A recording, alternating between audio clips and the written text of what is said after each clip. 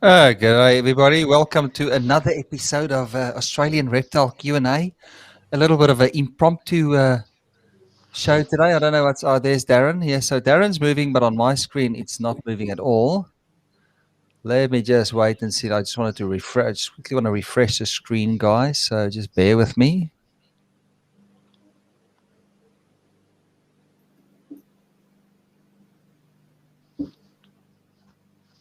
There we go. And now we've been swapped. Now we've swapped around. Hang on. There we go. Are you guys? Can you hear me? Yeah. Yep. All good. All good. There we go. Never a dull moment around here, is there? Let me just swap because I was used to having everybody in a certain position, so I just want to swap everybody to where they were, so I remember where they are. Hello, Darren. Hey, how are you? Hello, Brent. Afternoon, all. And hello, Colin. G'day, mate. How you going? I'm good. I'm just monitoring that everything's running okay. We normally have this little glitchy session right at the start, but we'll eventually. And of course they've changed the whole setup here. Did they change? Does your interface look different again today, or is it the same as last time? Same, I think.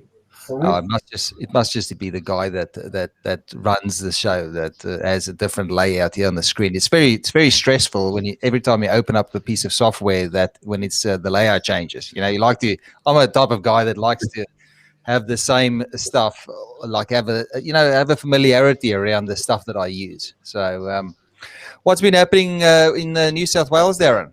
Give us an update on the COVID situation down there. Not good. It's COVID central at the moment. 77 new cases today. Yeah, it's not good. So stay at home, don't go out. Lockdown. They're forecasting at least 100 cases tomorrow. So that's great. So yeah, more lockdowns to come.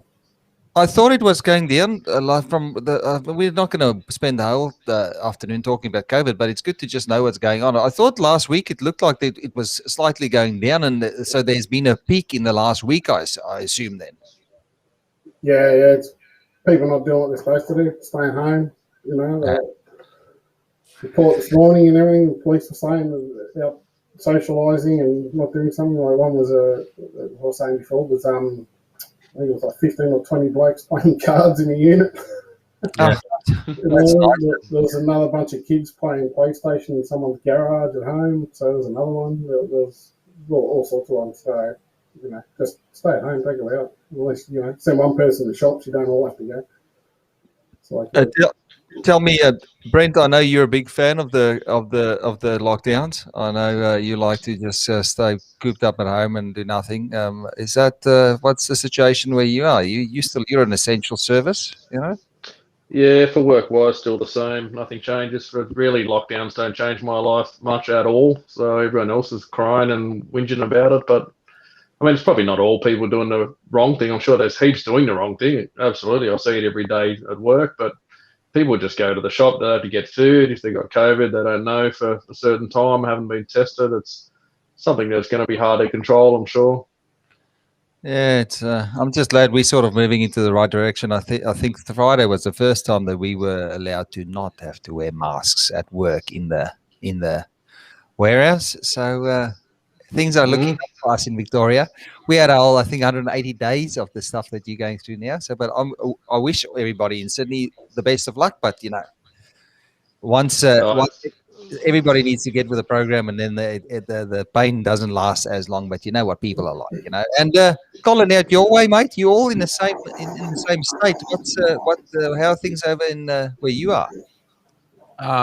We don't have stay at home, because we're in Newcastle, so it's a little bit different. So, okay, we can still go out, but we're staying at home anyway. My work, they're working from home, so.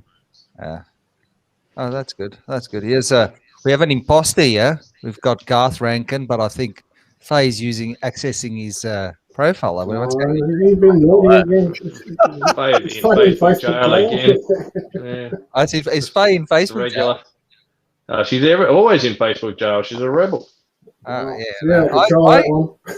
I had a bit of so there's no real recipe here this afternoon. If you've got a question, yell out, ask us a question. It's deep in breeding season at the moment. These gentlemen would know exactly what's going on. They'll give you a little bit of a insight. All three of you are busy with putting pairings together. I'm busy with building pieces and stuff, all the good stuff that you do outside. When you don't have reptiles to play with, you find other things to play with, other expensive things to play with. And yeah, so if you've got a question, throw it out there. If you've got a, please share this feed into your groups if you don't mind. It gets the numbers up, and we'll try and get to the question. So you'll see the you guys can monitor the chat. You should be able to access the chat as well. I don't know, Brent. I'll yell out if there's something there that I think I don't know. Can you see the chat, Brent? Yeah, it's popping up on the side. We were just mentioning earlier that Brent's got is doing this stream from his bedroom. He's taken the easy life today. Didn't feel like Luxury life, luxury. I was in the shed all morning feeding, though, so I've done my 3 hours. Now I'm retiring. Yeah, no, Three I'm not hours. criticizing. I'm not criticizing. I'm just observing. 3 hours. Yeah. And he would be on the couch right now with his dog in his lap if it wasn't for this show that I roped him into today. So that's good. Yep. So any reptile related news? Is anybody? Let's start with Darren. Darren, I asked you earlier, but you can mention it again. So where about in your breeding season? What are you up to at the moment? Are you still cooling? Are you putting them together? Are you? What are you up to? And what's the plan ahead? Well, a few plans. I'm not actually going to have a big season this season, just because I was away for work through what I consider a crucial part of my feeding regime coming into breeding season. So a lot of the girls that I normally would have been shoving food into didn't get fed for the best part 8 or 9 weeks through a period where I would have been feeding, minimum once a week to those girls. Not necessarily big, massive meals, but just a constant flow of food for them. So some kind of borderline condition. So I've taken it this year probably to have less clutches. So I don't know, maybe 15, maybe 20 clutches or something a bit quieter. So I started introducing carpets. Only 40. Just a tip here from Vinny. Darren, can you just sit a little bit closer to your mic? Yeah. There we go. I'll put it in. So better? Yeah, I don't know if that's. That sounds like your sound is coming through your laptop. Did you choose your mic input on the? Maybe. Choose your mic input on your little gear there. Might be on the settings. Because your sound was a lot better last time. Sorry, guys, we're just figuring it out. I've noticed it as well. Brent did it as well. Just on the restream, you have to specify on that little gear there. Just click on that and tell. Is that coming through better? No, it still sounds like it's coming through. Does that make it better if I speak like that? Because that'll. Yeah, no, you don't. Definitely going through the laptop. You're not plugged in with the mic. I think you need the audio input set to that microphone, does. Yeah, audio input needs to be set to whatever mic that is on the restream. How's that? Can talk again? Is that better? No. And maybe just plug it out and plug it back in. I don't think it might not have been detected. Switch it on and off. It was beautiful, that mic, last time. So we'll figure that out. It's because I'm not using while Darren figures out what's going on there. It sounds like you're on the other side of a door. That's exactly what it sounds like. Yep. Is it plugged in? Maybe just switch. Your technical difficulties. So, how's that going? Nah. You should just be able to choose it on the restream. If you go into that little gear, it should give you audio input, audio output. Audio outputs are probably going to be your mic that you're using there. But let's ask Brent while Darren figures that out. We'll get back with Darren. Brent, where are you at the moment with your breeding season so far? Full swing now. It's all pairings going. I was a little bit hesitant to get going too early, but the cold's really kicked in now in Sydney. We've had some cracking cold mornings in the past fortnight, so I'm not checking everything every morning, just doing the pairings and trusting in the system that they'll get it done. So it's this. I think in the next couple of weeks is the prime time when I look back at ovulations to egg laying. This late period in July seems to be when all the magic happens at my place. So, so hopefully all going. I've certainly noticed a few locks at night time when I've gone in to shuffle males around and pull some out for a rest. I've gone to pull some stuff out and definitely a few locked up in there. So there'll be some eggs at least, hopefully, all going well. Yeah, hang on there. Can you guys hear me yet? Is that better? No. For some reason, you just give me another look. There's another guy joining, another Darren. Oh, okay. Yeah, no. I lost it when I unplugged it all, so I just reopened it and closed it all down. I don't know if that's made a difference with the microphone. No, it's still the same. I don't know. Sometimes I have to sometimes unplug things and plug it back in. For some reason, the laptops do that. Colin, if you're a Mac user, then you don't have these issues apparently. So they say. I don't know. Yeah, sure. Colin, you had a lockup this week as well. You had some Olive Love going there. Mate, yep. I put my male in with the big het girl, and he locked us that night. Left him for a week, and then rotated him around another girl, an albino girl. So, and then he locked her like within 20 minutes. Yeah, well, that's good. And then had some marbled children's lock up, and bits and pieces. Yeah. I'm not breeding 40 clutches. Yeah, that's great. No way. Yeah, no. How many clutches are you making, Brad? What are you focusing on this? Here we go. I need to set mic priority in Windows. Yeah, you need to maybe set mic priority. Darren's perplexed there. It's got me. Everything I'm using this microphone, but I don't know why it's not picking up. It says he just said it may need to set mic priority in Windows. Yeah, so I don't know. Probably just in the settings stuff, but maybe that's something we'll just tolerate that for now. We've had worse in the past, so I don't know. Windows sets a microphone as well. I just checked it then. Yeah, that's crazy that it's because it doesn't microphone. Is it switched on that mic? Yeah. That's crazy. Oh well, let's not get too bogged down in the microphone dramas. So, is there any questions? I'm trying to think here. I just saw. We were just watching Conor McGregor's leg getting broken before as well. Not that we're laughing. We'll never laugh at somebody's misfortune, but I don't think that maybe that's a sign now to maybe retire or to step out of it when your bones start. But how does stuff like that happen? A broken leg in a kick, like, man. The coach said break a leg in there, and he did. So, wow. It's easy to do. I did the same years ago. I used to do mixed martial arts and kickboxing, like back when I was in the early 20s, sparring a guy training for a fight. And same thing. I did a left leg kick to the head, and as I stepped back, I just stood back wrong, rolled my ankle, and cracked the bone straight across the top of the ankle joint. Straight on the ground. The guy's going, I've knocked him out. I'm like, dude, you never laid a hand on me. It's my ankle. And that ankle was like a tennis ball straight away. So it can happen. It's just one of those things. When you said like a few years ago, I was like, nah, it can't be a few years. And then it's like 25 years ago, isn't it? Yeah. Too old for this shit now, man. None of us 2 are decades ago. Nowadays, just getting out of bed should be danger pay. If you get to our age, you like sort of wary. You look around the corner before you go around the corner. You just don't want to get injured. Yeah, see, high work risk certificate. Yes, Benny says you could break both my legs 100 times for how much money he got paid today. He'll be that's also true.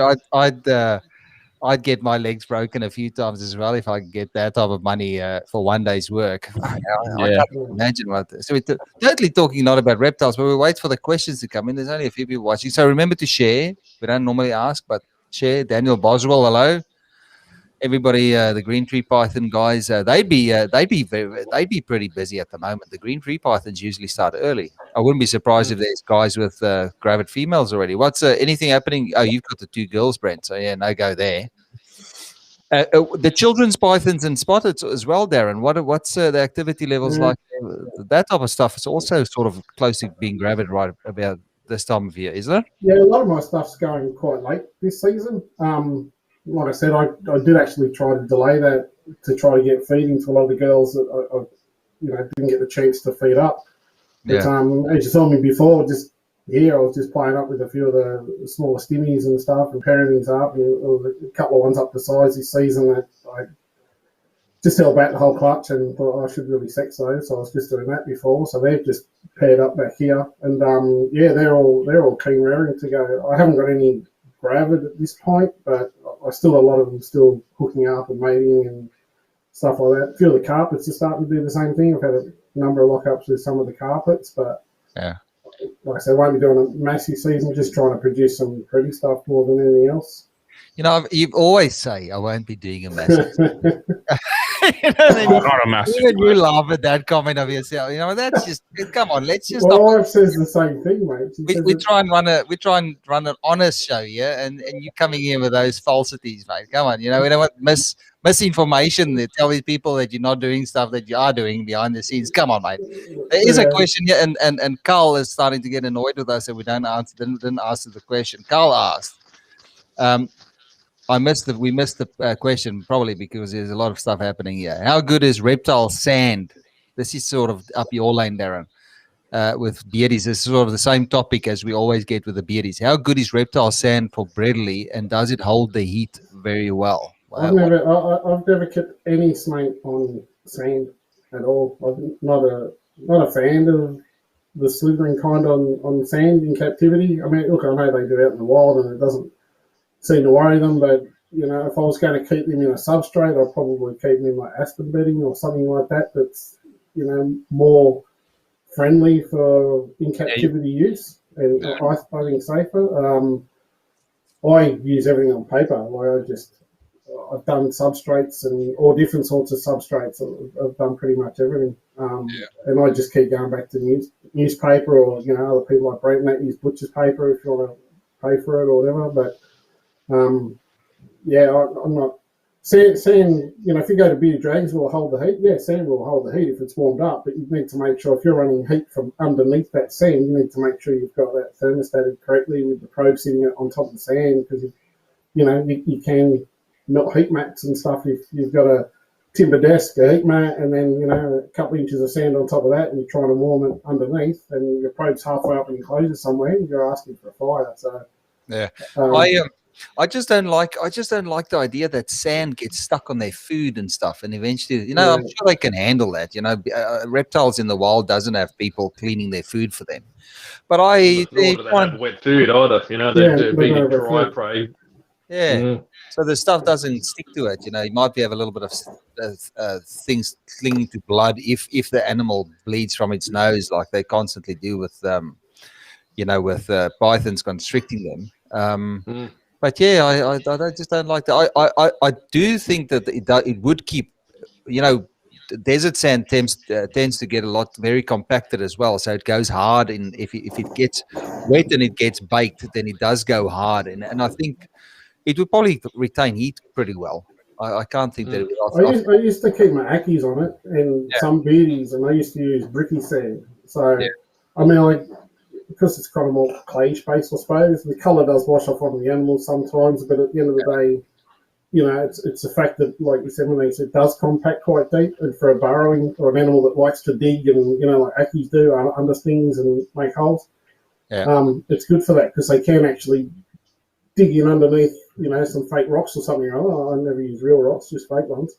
And they could dig in and make themselves a little burrow and curl up and be quite happy and have their little home, little nest as such, whereas some of the other beach type sands that are quite collapsible, I've never really been a fan of that. But for snakes, no, I've never used a sand for snakes. That's one substrate for snakes I've never used. Question time here for one for Brent. From Faisy. I can't believe she's in Facebook. She's like me. I had 3 days in Facebook jail this week, and I saw friends' birthdays go past, and the world. And you know what? I shared something on Facebook from 2012 that was okay to share in 2012, and now it was seen as some heinous crime. Offensive. Like literally, I didn't even share it on Facebook.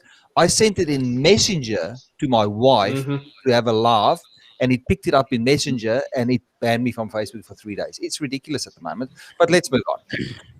Do you really need to give the boys a rest during breeding? I just leave them in there unless I'm putting one male over a couple of females. What's your input on that, Brand? I do rest males, I find, after they've had a lock. So if I put a male in and I can definitely see a lock, I like to give them a day off to relax. But certainly I have moved males. You know, if I've got one male going 3 or 4 girls, I certainly will move them through the whole 4 girls and then give them a rest, you know, a day or 2 off after that. Yeah. A couple of weeks ago, I sort of started doing some random pairings, and then I pulled all the boys out for a weekend and just gave them the whole lot just to rest for a couple of days, and then back in. But I certainly know people who don't rest them at all, just leave them paired up for the entire season. I certainly think it helps to get them in and out. They seem to get that reinvigorated bit of excitement when they come back in and pick up those pheromones, and you can see them sniffing around, and you know, certainly promotes a little bit more action when they're in and out. Yeah. Colin, what do? Do you leave your males in for extended periods, or do you chop and do you take them out? How long would you normally leave your males in? Oh, like I've done upstairs. He locked, and then as soon as he locks, he doesn't try and lock again. This male, Yeah. So he's in with a female at the moment, but there's nothing happening. But I know if I swap him over, so it's been about a week in with that girl. So now if I swap him back tonight, he'll lock straight away with the new girl. So okay, and with the cage is big enough because I have big cages. You know that he is having a rest. Would you do the same with your children's? How do you angle and how do you cycle your children's? The same? Put them together. That's like when I used to do the blue tongue. So I'd put them together. They would lock, and then I'd separate them, and then I'd do the same thing around the same time the next day. Oh, okay. So it's the one. So as soon as they stop, you separate them, and then you reintroduce them in another day. I'd do that twice, and that was it. Oh, okay. So that I was always a fan of putting the male in for a day, and usually they would lock, and then when they stop mating, then you take them out for a day, and then you put them in the next day again with another female, and then over weekends I used to give them a weekend break. I'm a nice guy, you know. I don't want to. I don't like the chicken battery end type situation. So it seems to do them good. Well, if you've got enough males and you can afford doing that, but a lot of people run with minimal males. Yeah. If you've got a spare male, you can always throw in a second male in that's got the same genetics, of course, and then give that guy a break. That's the ideal situation, is to have 2 alternating males that carry the same genetics over the females, and then you have a far better chance of getting the girl gravid. You know, there's a few peripherals that play into that whole scenario, but you don't want to wear your males down. And usually I noticed that when the males were sort of done with the season, they'd go through a shed cycle, and then after that, they wouldn't be interested in the females anymore. I'm sure there'll be outliers, but that's just my own observations. Let's move on. So here's one for Emma. Hello, Emma. I haven't seen you for Emma Dixon. Darren, your most exciting pairing this season? Go. Oh, one of the 40 clutches. To be honest, I don't know. I do. What I'm trying to crack, I've had a bit of fun trying to get these to go. I haven't had any luck yet. I still get my high yellow diamonds to go. They got a lot more size on them and conditioning on them this season from what they had. I really smashed some food into them in the off season, so to speak. So they're something I'm constantly getting asked by people about babies. Oh, you're breeding this year? I've been offered some, decent money to buy the adults, but I'm like, nah, I need to breed them. I can't sell them. So that's one. If I could get that underway, would be nice. What else have I got? I put a Ghost Zeb over a Sunglow Jag. that'd make, to get a bit of clutch out of that'd be nice, just for some genetic mix up. Get some caramel Z-Jag, double het Z albinos. Yeah. Out of that. What else? I don't know. I guess I guess of all the breeders that I know, you probably would be one of the few that would have.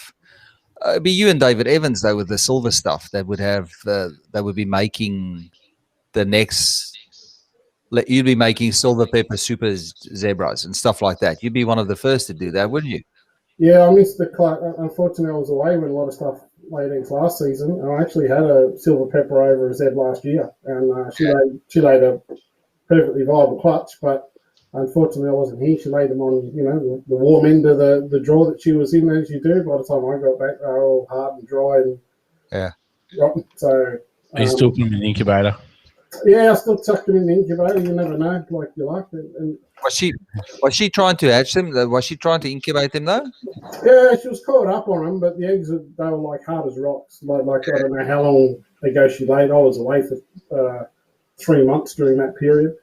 So whether she laid them 6 weeks prior or 3 days prior, I have no idea, because my wife's not going to go looking at any of the adults. She's seen what they do when feeding time's around, and no matter say it's breeding season, it's different. They don't come out trying to eat your face off, but wouldn't touch them, unfortunately. So I've actually had her together again this season with the silver pepper male, and they've locked as well. So to see a pet the zebra would be pretty cool. If all goes well and to plan and does everything right, that would be cool. I know these two are compatible because she's produced eggs from the same male last season, so fingers crossed that comes about. So yeah, I think Dave should be producing some nice stuff too. He's probably got a few different combinations to what I have. So I was quite surprised at the variety with the stuff that you had on display at the Penrith Expo. They do show a lot of it's a lot of potential. I mean, they definitely the hypo stuff is really nice, but you don't want them super hypo. You want them just hypo, so there's still a little bit of the silver pepper going through it. I think a super hypo would really just wash out what the silver pepper adds to the mix. There's heaps of variation in it. Like it's such an untouched gene, really. When there's not a lot of people working with the gene outside the pure pepper, so to speak.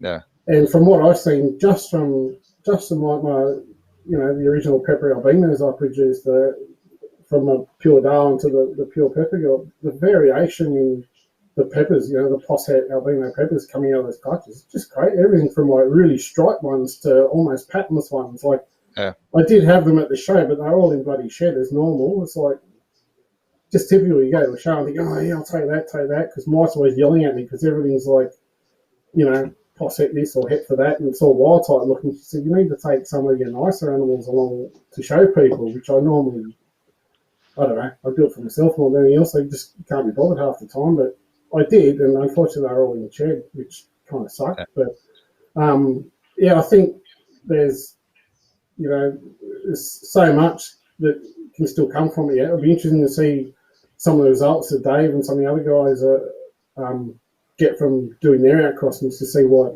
the pattern produces. Like I said, the variation I've seen in mine is crazy, and you're just like, wow, that's different. So, and I'm seeing it consistently as well. It's not like I've produced one random anomaly sort of thing in a clutch. Like I've actually now got a couple of striped peppers. I think one of the original albino pepper that I hatched, which actually looks like your typical silver pepper, I actually hatched 2, but the other one shows virtually no pattern. You can't see it. And now that it actually feeds really well, it's eating hopper rats almost on the wiener rats sort of thing in comparison to the other one that wouldn't feed, that's eating pinky rats. And you're just starting to see the pattern coming through, because it was basically just a yellow snake. And it's you're starting to see the striped pattern, I suppose, from the silver peppers now. There's a real distinct stripe down the back, and you can start to see some of the Well, colours. is it a white and yellow snake, or is it orange and stuff? It's pretty much all yellow. Eh? Like honestly, like it was a real struggle to see. You could see some slight pattern in it. It was born with red eyes, and I thought, oh, maybe it is. But because I couldn't see any pattern in it, because it was one of the first clutches of outcrossed, multi-gene combinations, I wasn't sure whether the solid red eyes was a trait that was going to carry through in a visible albino pepper at the time. Yeah. Now that I've got that, and the ghost peppers and caramel peppers and all that sort of stuff, so I've produced a few different visual genetic combinations, and they all have a solid black eye. So now that I've seen that, now in the albino, I've been gone back and gone, okay, you got a solid red eye. I'm pretty, 99% positive it's an albino pepper. I've always thought it was, but I've always been hesitant. Hence, I've never really posted photos or anything of it, sort of thing, because it just doesn't photograph. You take a photo, it's just like a yellow snake with red eyes. Yeah. I think the future, what's going to come from those, and who knows? Like the caramels are looking really nice. They're all feeding really well. The ghost is feeding really well. The xanthic peppers are feeding really well. So I don't know. Like when you start mixing some of the other combinations, and I reckon there's heaps. I reckon there's so much variation that will come from it. But it's a time will tell sort of thing, I guess. Awesome, Brent. What are you? Are you falling asleep there, mate? I'm here, mate. I'm here. He's on his bed. Surprising you. Electric blankets on. Now and then. Probably getting his toes massaged as well. Action bench. Toes licked. He's getting his toes licked by that dog of his. Yeah, I reckon that's dog locked out. Very. Dog be happy.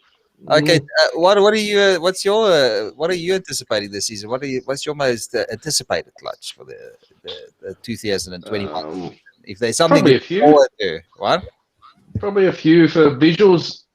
Nothing groundbreaking, but Olives will be the first time I'll get the Olives to go after she slugged out last year. After I made a rookie error pulling the boy out too early, I think, and being a carpet guy, you'll see the Olives. She swelled up huge, and I thought, oh, she's done. That's an ovulation. And then about 3 weeks later, I saw the real ovulation, like she'd eaten a football. So I thought, okay, well, that was some bad timing on my behalf. So this year, that boy will stay in there until she lays the eggs, I think, to make sure.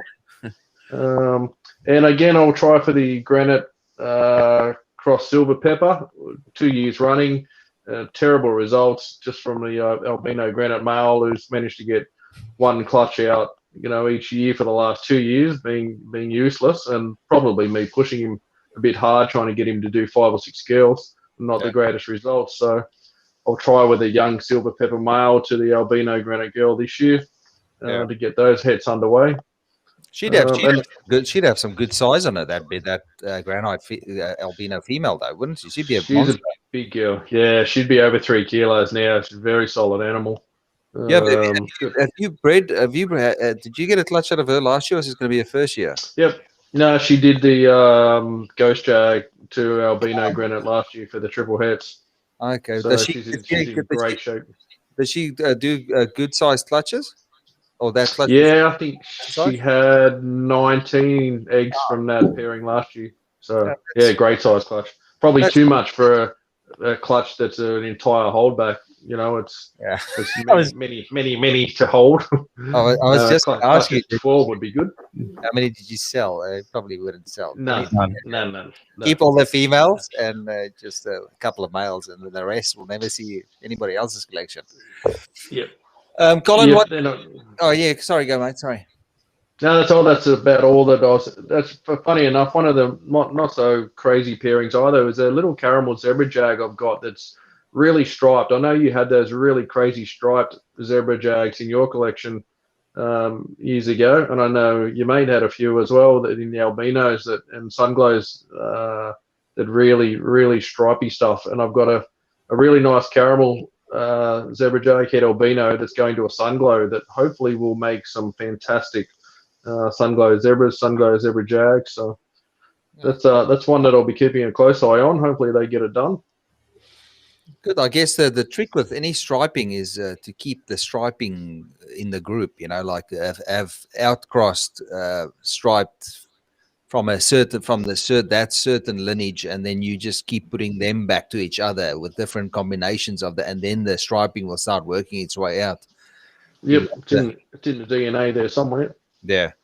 Colin, what are you looking forward to the most in this? I know what you're really looking forward to the most, but reptile-wise, what are you looking what are you looking myself? I'm going to keep it clean, but what are you looking forward to the most this year, 2021? The great year.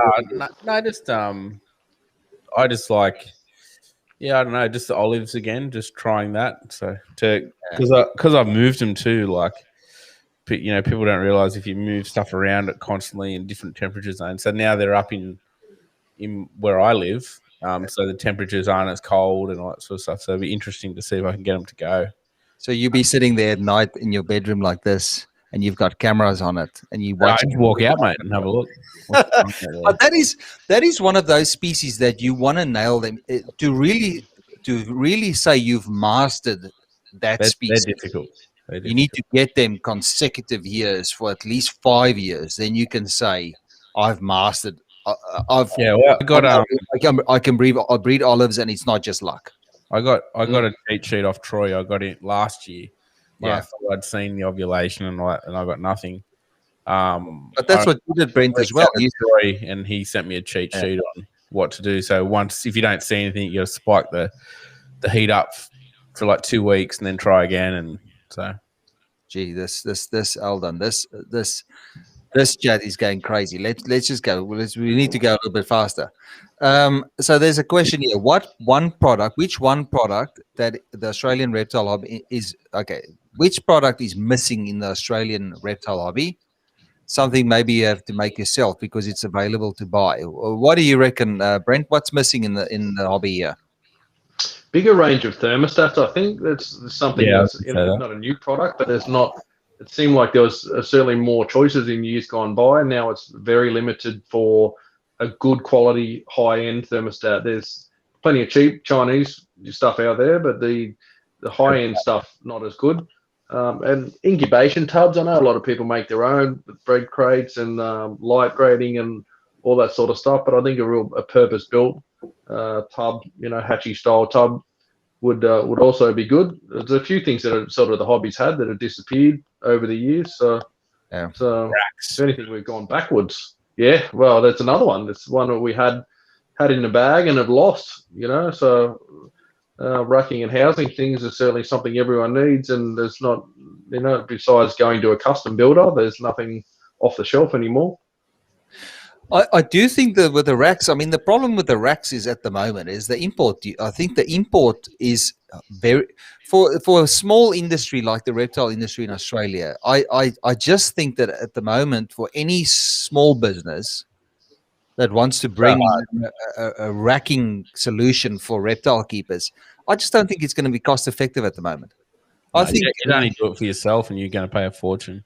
Yeah, I think 2 years from now, what we do need is, I've been talking to somebody that I know about, you need somebody that's a welder in Australia, that can do TIG welding on stainless steel or whatever, that goes, okay, I'm going to set up racks. He pays for a couple of molds, maybe 2 or 3 sizes, because we don't need those big boa python tubs. I mean, they're great for carpets, but they're too big, Darren. I mean, the height of them are like too high. They're too wide. You need something that's narrow. That's about maybe a foot longer than a V70. Maybe a little bit wider, just a little bit. But you need something sort of 2/3 the width of a boa tub and the same length, and not that high. Well, you do need the depth, because when you start getting to the larger pythons, and I find it in some of the CB, even the CB70s. You get some stuff, and I wouldn't say that it's too big for the tub, but you get a decent sized animal that eats an extra large rat, and they coil up on it. In some ways, you can't shut the door. And that's why that extra bit of height is actually nice, particularly in the python racks, where you can put a larger python. The fore area is quite large. You've got plenty of room to move around. Yeah, I bought that BCR racking, and that's been pretty good for me. But they're also expensive. I mean, it is expensive, but you can buy it level by level. So that's what I like about it. But the best way to get around it is just somebody that can weld, and and the ideal situation would be to build a rack like the Vision racks, where you can, in one rack, in a V70, you can fit a V70 tub, or you can fit two V35 tubs. That's the great. I mean, I love Freedom. Modular design. I love all these racking companies. I love racks, but Vision has the perfect solution when it comes to racks and Whoa. but you know how the racks behind you, Darren. You can have a shallow V35 in the space where there's two hatching tubs. That is a great solution, because then you can have you've got the template for every rack to build the shells. Yeah, but you've also got the smaller tubs at the 6 level as well, which I also have, which I often put my eggs in. So they're in the other. So if you can get somebody that can come up with a level that can weld levels like that together, that's not too cost prohibitive, then I'd rather get import containers full of tubs, even from overseas, and get the levels assembled over in Australia. I still think that would be cheaper than but I don't know, the import duties for at the moment. Further down the line, I mean, like I'll have to.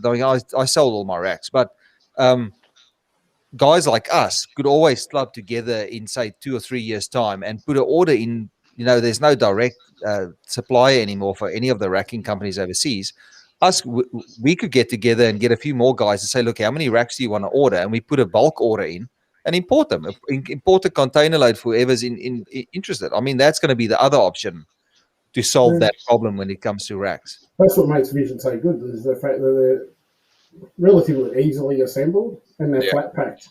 You're talking about, as soon as you go to a steel or a metal of sorts, you have a weight issue unless it's aluminium, and then the rigidity of that and the long lastingness. I mean, you can pull these racks apart, take them outside, hit them with a hose, gurney them, drown them in F10, soak them overnight in the tub if you want, and you got 6, whatever it is. Yeah, six metal rods in there you can take out, give them a clean down, oil them up with some WD-40, whatever, to preserve it, and sell it as almost a brand new rack other than some used tubs. And it's hygienic. Yeah. The problem with the steel rack is these fold down to almost nothing, as you know. Like, you can literally put all the boards on top of each other. Even the posts in the middle screw apart. That would be. I didn't think about the weight. The weight would be an issue, but does Brent, you'd know more, containers, do they go by weight, or do you just pay per volume per container? Do they weigh the containers? No, it's all done by cubic space, unless it's something exceptionally heavy, but you're basically paying per meter inside the container. So you can buy a shared container space, so you can buy 2-3 meters of a container and fill it up with what you need to. It's obviously more expensive buying a small share of a container but obviously the volumes involved in, everyone thinks it's easy, I just get a container in, but when you look at what's cubic space in a 20-foot container of how much product that is to bring in, you're talking about $200,000 worth of stock, when you're talking at racking or tubs. So it's not as easy as just dumping a container in and then selling it off. You need to warehouse that stuff somewhere. It's hard to freight, it's bulky. And you got that up front cost. You pay for that before it hits the boat. So, but I think that's what Steve usually. I think Steve came to an arrangement where he just ordered the parts. So you could probably save a lot of space if you buy boxes full of the rods, and you buy boxes full of the panels, or you loose stack it into the container and then just have boxes for your small bits like your spacers and your screws and stuff. And you can get the majority of the stuff you can get locally, but now me trying to fix racks and getting racks up and going, I know that there's certain bits and pieces that you just cannot find locally. Like those rods, you cannot buy them locally unless you buy frames, chrome shelves, and you throw away modify it. And you use the rods for that. So there are parts that a lot of the stuff you can't get over here. But I think that there's definitely a market. There's more of a market for them now than there was when they originally imported the racks. Any other products so thermostats and you've already solved. So there's enough long heat cables. I know at one stage there was a shortage of long heat cables. You can get all the short lengths, but now you can get 15 and 20 meters. And I think a Vision rack runs better on a 20-meter heat cable than on a 15-meter heat cable. I'd rather have leftover cable sitting on top of the rack than not have enough length of a cable to sorry, we're talking racks now for everybody that's watching, but I do think that the reptile keeping industry is sort of like it's like a graph that you can it's like a waveform graph at the moment, where in the early days, there was a lot of newbies in the industry that wouldn't see the value in a rack. Now that we've progressed 10 years down the line, I think that there's a lot more of that mid-tier reptile keeper now that has a large collection and that needs a solution. Sorry, I'm on a roll now, so don't You're stop. waving your hands a lot. My wife says I look stupid here because I'm like sitting at a funny angle here, just like I'm at the bar, just leaning, But I think there's a lot more of that mid-tier reptile keeper now that's had like 5 or 10 years, 5 years of keeping under the belt, Darren. Now they sort of see the value in a plastic cage or a rack, and now you can't find that stuff. Yeah, 100%. It's crazy. I was looking at doing PVC cages 5 in 2014. I was looking at that, and I couldn't get people interested in it. But I bet you, if I come up with a range of PVC cages now, there'd be people who would buy it because they've seen what the people over in America have, and I reckon the people will buy them a lot. There'd be a lot stronger market at the moment for more advanced reptile gear. I've got one of the original Vision enclosures. Oh, yeah. I bought that over 20 years ago, and I still got it. Still works perfectly fine. Yeah, it's a bit old, and but it's a plastic enclosure with big 6mm glass doors on it. It's a decent size one. It's like 1200 by 1200 or something, or whatever it is. 1200 by 900 or something like that. I still use it today. Did you ever see those? I went to Jason Boy's house one year. He got me up there to talk snake stuff, shit, He had I saw one of the big Vision 1.8 meter cages. You could literally lie on that in that thing. That's how big it was. It was. I just don't think it'd be such a mission to ship them if they molded cage. Fragile. Yeah, or I think something that can flat back. Some of the cages that I've seen over in America, I've seen that if you can get like a range that's flat backed, that comes with pre-made holes for screws, and that's got like a clip-on fold down door or something like that with a shelf in there for your carpets to sit on and bask. I think those seem to sell really well here. And it'd be very easy to ship, and it'd be very lightweight to ship as well. It's the volume and the cost. That's what kills everything, especially if it's like through the US, with the dollar exchange, the taxes, and everything else that goes along with it. You need somebody here with a CNC routing machine that sees the value in developing a cage range for Australia, and then hoping that you can get the PVC, expanded PVC sheets for a good price from overseas. But it always stems back to the same thing: the manufacturing cost. The cost of manufacturing it out here versus the cost of a lot of stuff being made in China and Pakistan, wherever it's being made overseas, is so much smaller and so much cheaper. And because the cost of getting that made in, let's say, China, for example, and taken to the US is so much cheaper. That's why I said as soon as you come to Australia, they go, Australia, they throw all this tax on it, shipping costs because we're an island in the middle of nowhere. So, the expense of all that goes through the roof, especially if you're bringing in, the only way you could bring in a large container, this goes back to the days when I used to wholesale up here for URS back in the day. I would bring up glass enclosures and I would make sure, I would tell Tim, fill it, just top to bottom. If there's room in it, tell me, and I'll buy more stuff to fill it. And you'd have to literally do the same thing. You'd have to you talk about a 6-foot enclosure or 8-foot enclosure or something 2,500 wide or whatever it is.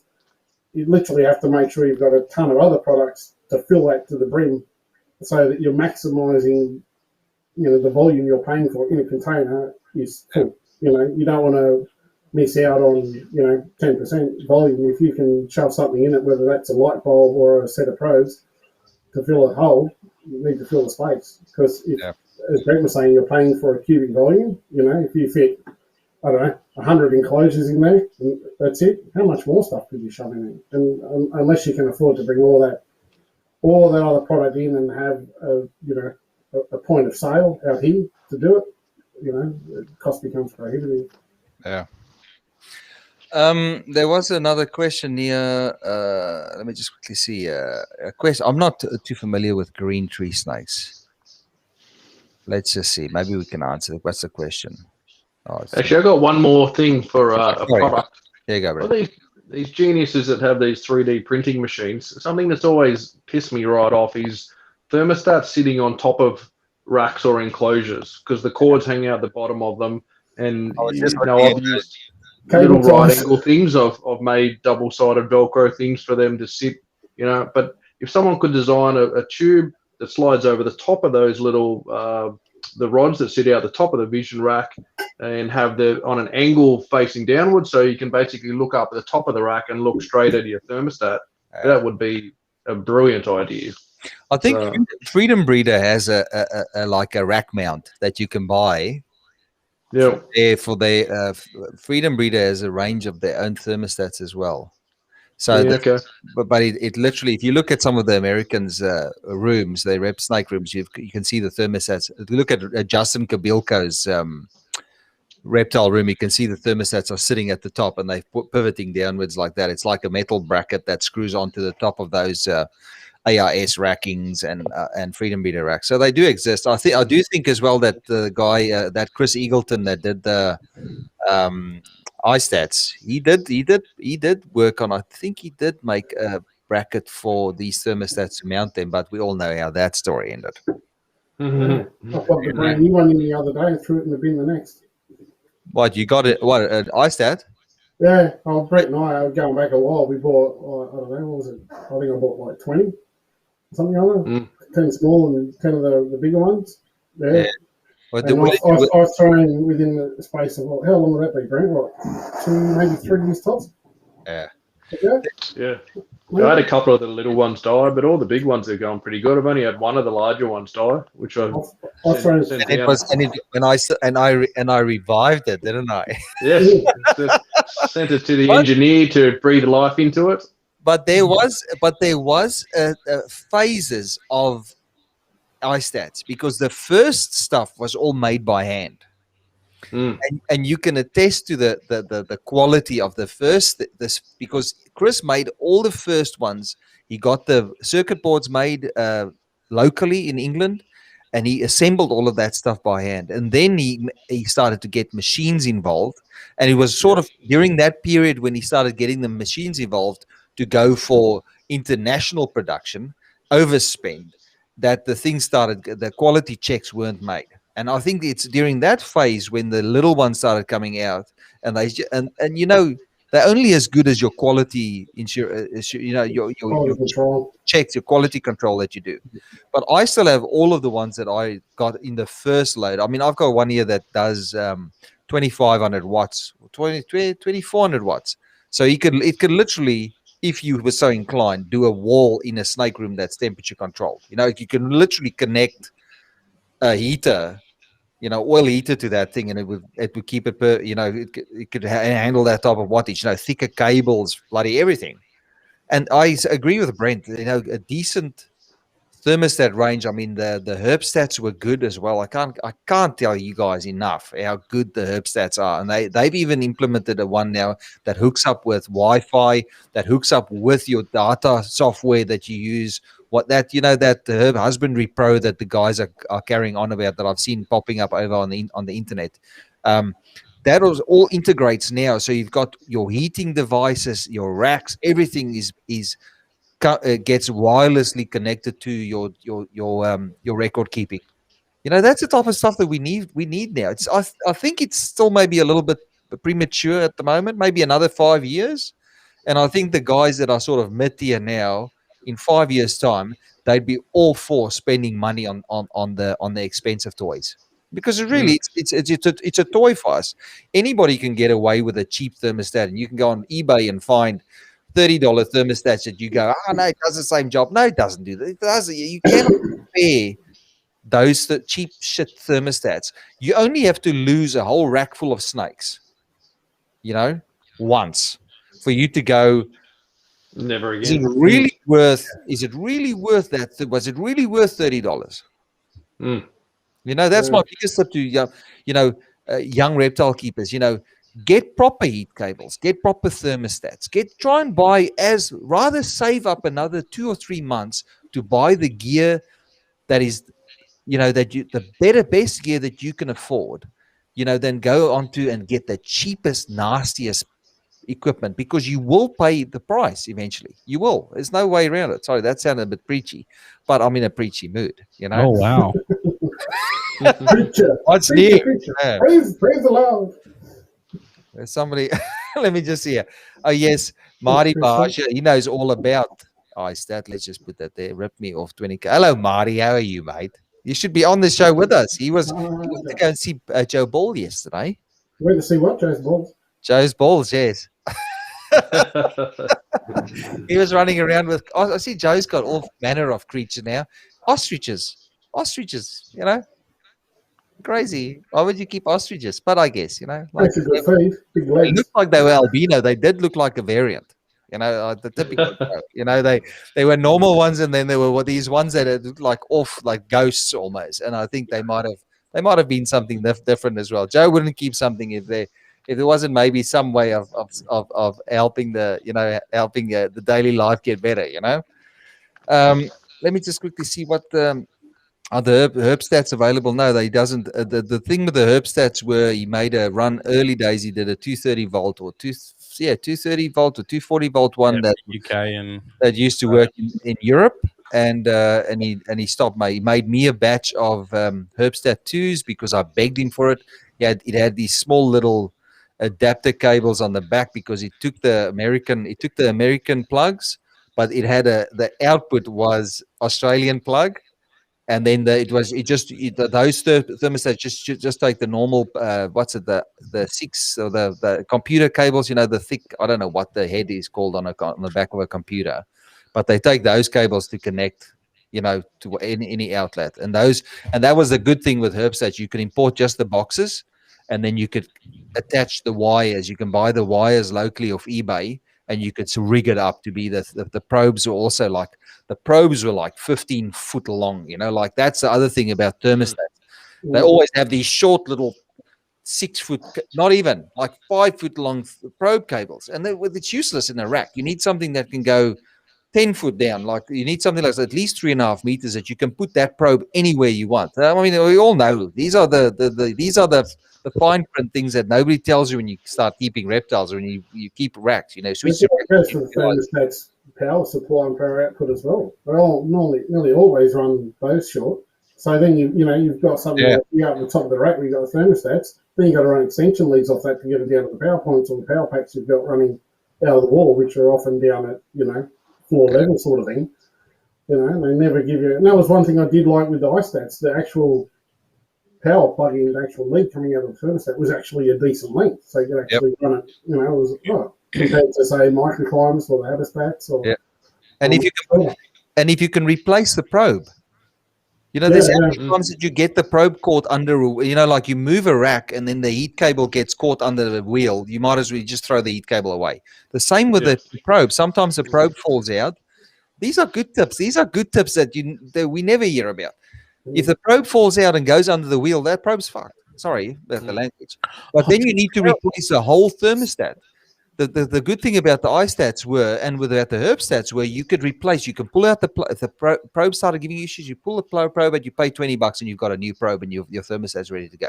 Because very seldom the actual unit gives up.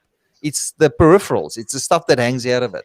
And exactly, Darren, the cables all need to be longer, and that's why I used to mount the plugs. We've spoken about this before. I used to get plugs installed at the top of the wall, so you can see where all the plugs are. So when you check if something's not working, you say, it's still plugged in, it's switched on, that's why I put it always above, so you don't have to pull the rack out to see what's going on behind it. Yeah, but for the average person, unless you've got a dedicated facility, it's not going to happen. Yeah, I know. This is just this is advanced stuff. But I mean, there's guys out there that are, a lot of people build houses these days, and a lot of guys, serious reptile keepers, usually move properties, and eventually people buy. Reptiles do. If you buy the right reptiles, it does put you in a position where you can invest in a house. If you know what you like, a lot of guys that I know have invested in snakes, and if they know what they're doing, it puts you on the financially on the right foot. Some guys, most of us just put it back into snakes, but there are a lot of reptile guys that over the last 5 years that I know that have bought properties, and then when you buy a property, the best thing is to set up a room when you're drawing up the house to be able to handle large volumes of snakes, and that's the tips. The plugs high up and stuff. So I don't know why I said that, but I just said it. Yeah. Aiden, ice stats we're talking about. Aiden? Yeah. So to get back to the original topic, when I went off tangent a little bit. So Faye said as well. She said decent tongs and hooks and stuff like that, because I mean the tongs. I haven't bought a tong. I think I've got a set of tongs here still that I got in 2005 or something. That's the same thing happens. You buy a decent set of tongs and a decent set of tweezers and a decent set of decent scissors and stuff like that, and decent hooks, and you don't have to spend the money again. Yeah. Go to Bunnings and buy a nice set of barbecue tongs to feed the snakes. I've got 2 pairs the last few years. They're probably hanging back here. Or those hanging back there. Or those hooks that looks like they're made from hanger wire, and then it's got like the wooden handle on the end, and you go, okay, that's gonna. You probably have one there. That's I got this. This is one of the best ones I bought, actually. This little fella here. Oh yeah, they're sensible. Yeah, absolutely. Some of the events back here, like they're assholes when it comes to eating. They love their food, It's like open the drawer and you want to pair them up for. Even now, they all still want to eat. Yeah, until that little copper bit falls out of the back of it, and it overextends, and then the inside starts. Oh no, that's fixed. That one's not an extendable one. Yeah, I know the ones you're talking about. Oh, the one. Okay, that's 2 pieces now. Yeah, the one that you put in your top pocket there. It looks like a pen. But we're all smiling because we all know what we're talking about, don't we? Yeah, I know. I had heaps of them, mate. Yeah.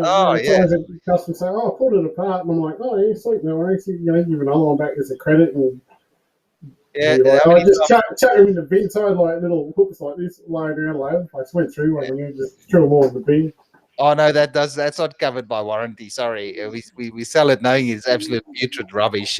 You can't get a fund on that. It's only $12. No reason why. There's a reason why it's $12. So I use 2 snake hooks and they're all fixed. No extendable. They're garbage. The best ones I ever bought, and I still have them to this day, was I don't know you guys know, but old Jeff Banks used to go at the Hawkesbury Herp Society. Used to make his own snake hooks. And I bought 2 off him back in Hawkesbury Herps back. It would have been late 90s or something or other. And I use them every day.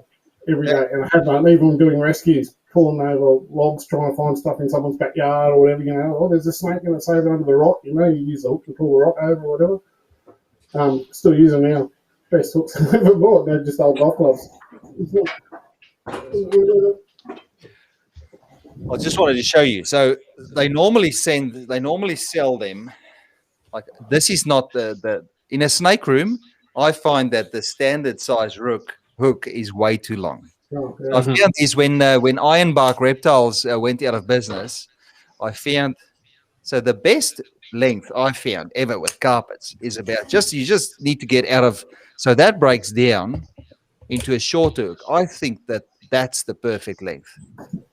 60 centimeter. So that's got that much. I took that much off that hook. That's probably about 70 centimeters. Yeah, because that puts you out of striking distance, and it's still long enough to give you that, so you can pick up a Bradley or whatever. Like I don't like to go near them, and I think this won't go. I don't like to go near the bitey end. I just don't like to get bitten. Right. But these, I think they went Ironbark Reptiles when they sold up. I think I got this for like $20. So I just got it out of stock. Mine cost $5 each. They went through out of One's a short one, one's like half golf club. It's probably big, maybe 60 centimeters or something. And it's used. I'm always like, where's my hook? Because I use it to actually slide the drawers open. So I use the hook to slide the drawer open and the barbecue tunnels to feed. So it's all. I'm always like, gets flogged every day.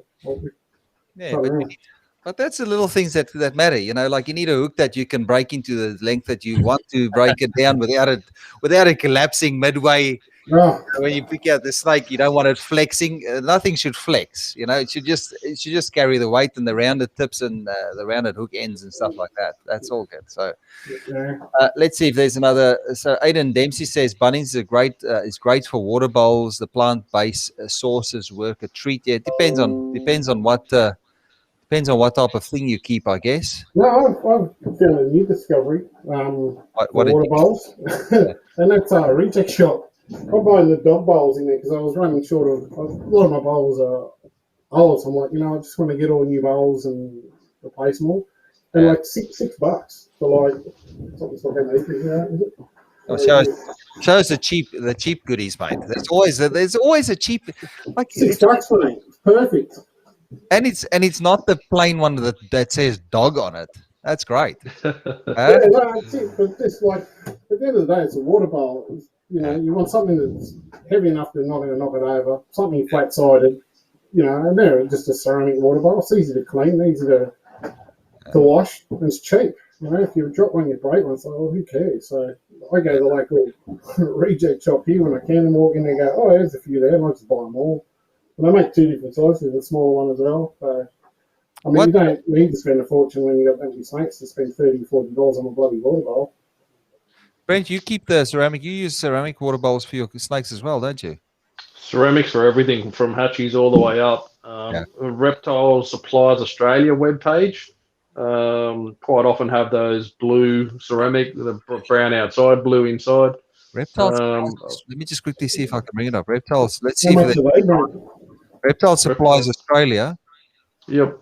I've bought off that page for years. Don't know who they are. Whoever they are, they do a pretty good job. They quite often run out of stock. Out a lot of their stock. They've got a big shop on eBay as well, haven't they?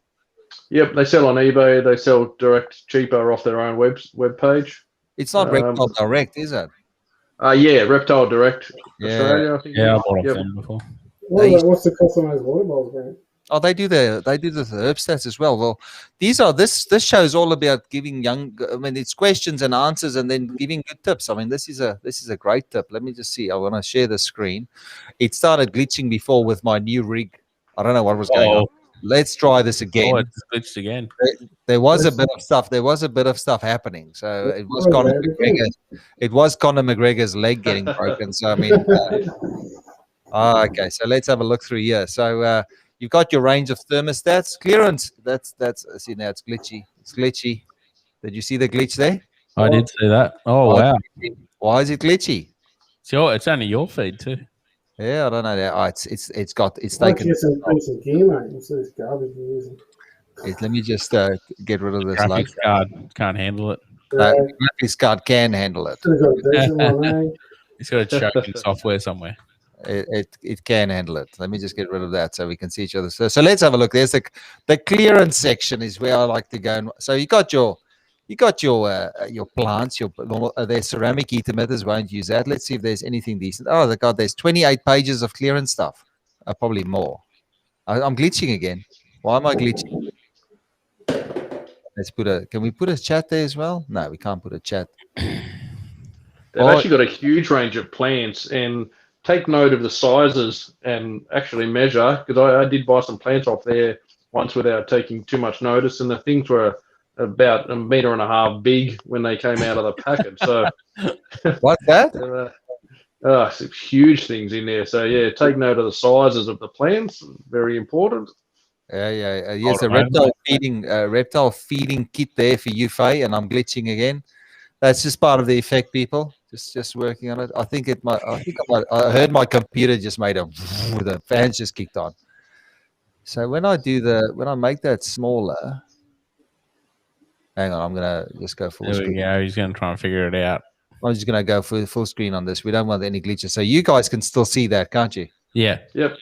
Okay, so let's just go through here. So you got the classic crocodile head there that I don't know who it is. It's maybe a good cage decoration, but that's as far as I some reptile light. So there's so I just wanted to show people that website. They've got the calcium. So it looks like it's pretty well sponsored by a little bit of Tim Ensforth's shop there going on. Shop by brand, and you got the shop by brand here. Okay, no, it's got a whole bunch of other brands as well. Yeah, big range of stuff. Lots of different animals they do as well, not just reptile stuff. So it's good pricing. I've always found those bowls. Darren asked, they have a whole range of different size bowls from $6 to $15 to the really big bowls you can get out old carpets into. So there's I've always just bought them over time. I found these things. They're glass. They've got a coating on it, which some come off. They're only two things, but they're good size. Like particularly for say, the hatchie racks over here. I use them all my hatchie rods, tubs, and these come from Victoria's Basement. So normally they're $1.50 each, but if you keep your eye out, you can. I went in there one day. I had them on special for 50 cents, and they're nice heavy bottom. They're glass, so they're a decent weight. They don't knock it over. It holds a decent amount. Like it's quite good. So I went in there and met 50 cents because I use some of the ceramic ones. But what I find with the bottom, if they do a poo near it or it gets wet or something like that, it can sometimes go mouldy. It develops a mould under the bottom of some of the grounds if they're not as smooth. They've got a porous bottom. Some of the brown and blue ceramic ones. It's nothing like a fresh turd in a fresh cup of water, is there? Yeah. And they always do that. Yeah, I bought the whole lot. I think I bought like 300 of them. I still need to buy more, but and they're nice. They blue. They there's different they fancy looking. Nice. They got the amber color as well. I do like that. What other colors we got there? Oh, wait a minute. Color is optional. Colors. This one that the colors come off. So it's only on the outside. It's not on the inside. The inside's just glass. But and I guess you could stick all of that in the dishwasher as well. Bang. If you want. My wife would kill me if I did that, though. Oh, yes. Those little turds, and when the water goes all brown and soupy, that's the best. Aqua. That smells so fresh. The fresh turd. That's been there for a few days. It needs to not look like poo anymore. It needs to just be like this brown soup, and then the little scum layer there. Just pour more water in, it'll be right? A lot of reptile keepers think that's okay to let their snakes sit there and have a drink out of that. That's. They do it in the wild. Oh, they do. Yes, they can. They drink it out of a pond with a big carcass in it somewhere or other. It's all right. They hang around, and they probably, their senses are so. I've seen people leave water in their snake cages for weeks on end, and not. They would know. Their sense of taste is so acute that they would go to a bowl of water, and I reckon they would literally die than drink putrid water. They just put a fresh bowl of water in there, bang, they straight into it. I mean, we've all seen that. You've seen tongue flicker and their heads in it. Yep. Tongue flick, and then straight into it, and it just sits there and it just gulps that water down. So they do. I mean, I usually like to, I know it's when you've got a large collection, it's not always possible to do that, but 3 or 4 days, maybe, 5 days at the, once a week, decent, clean, is pushing it.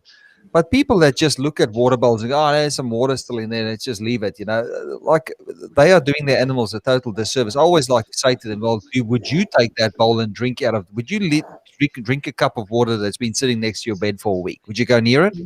That's the questions we have to ask yourself if you keep animals. Always.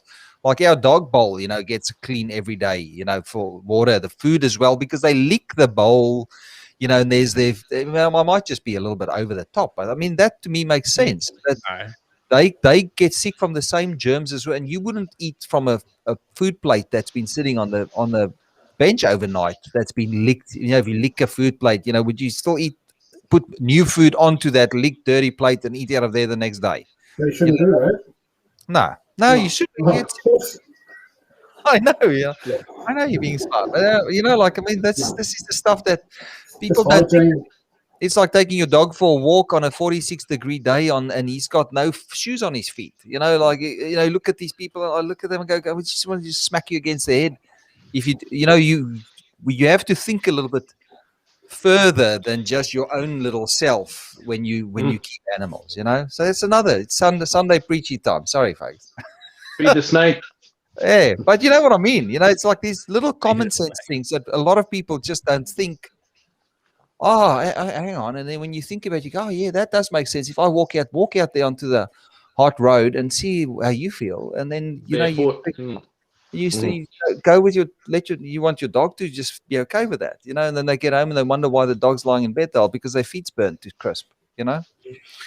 That's me over now, the ranting and raving. But yeah, hygiene is a very important thing when it comes to keeping reptiles, and I take that type of stuff very serious.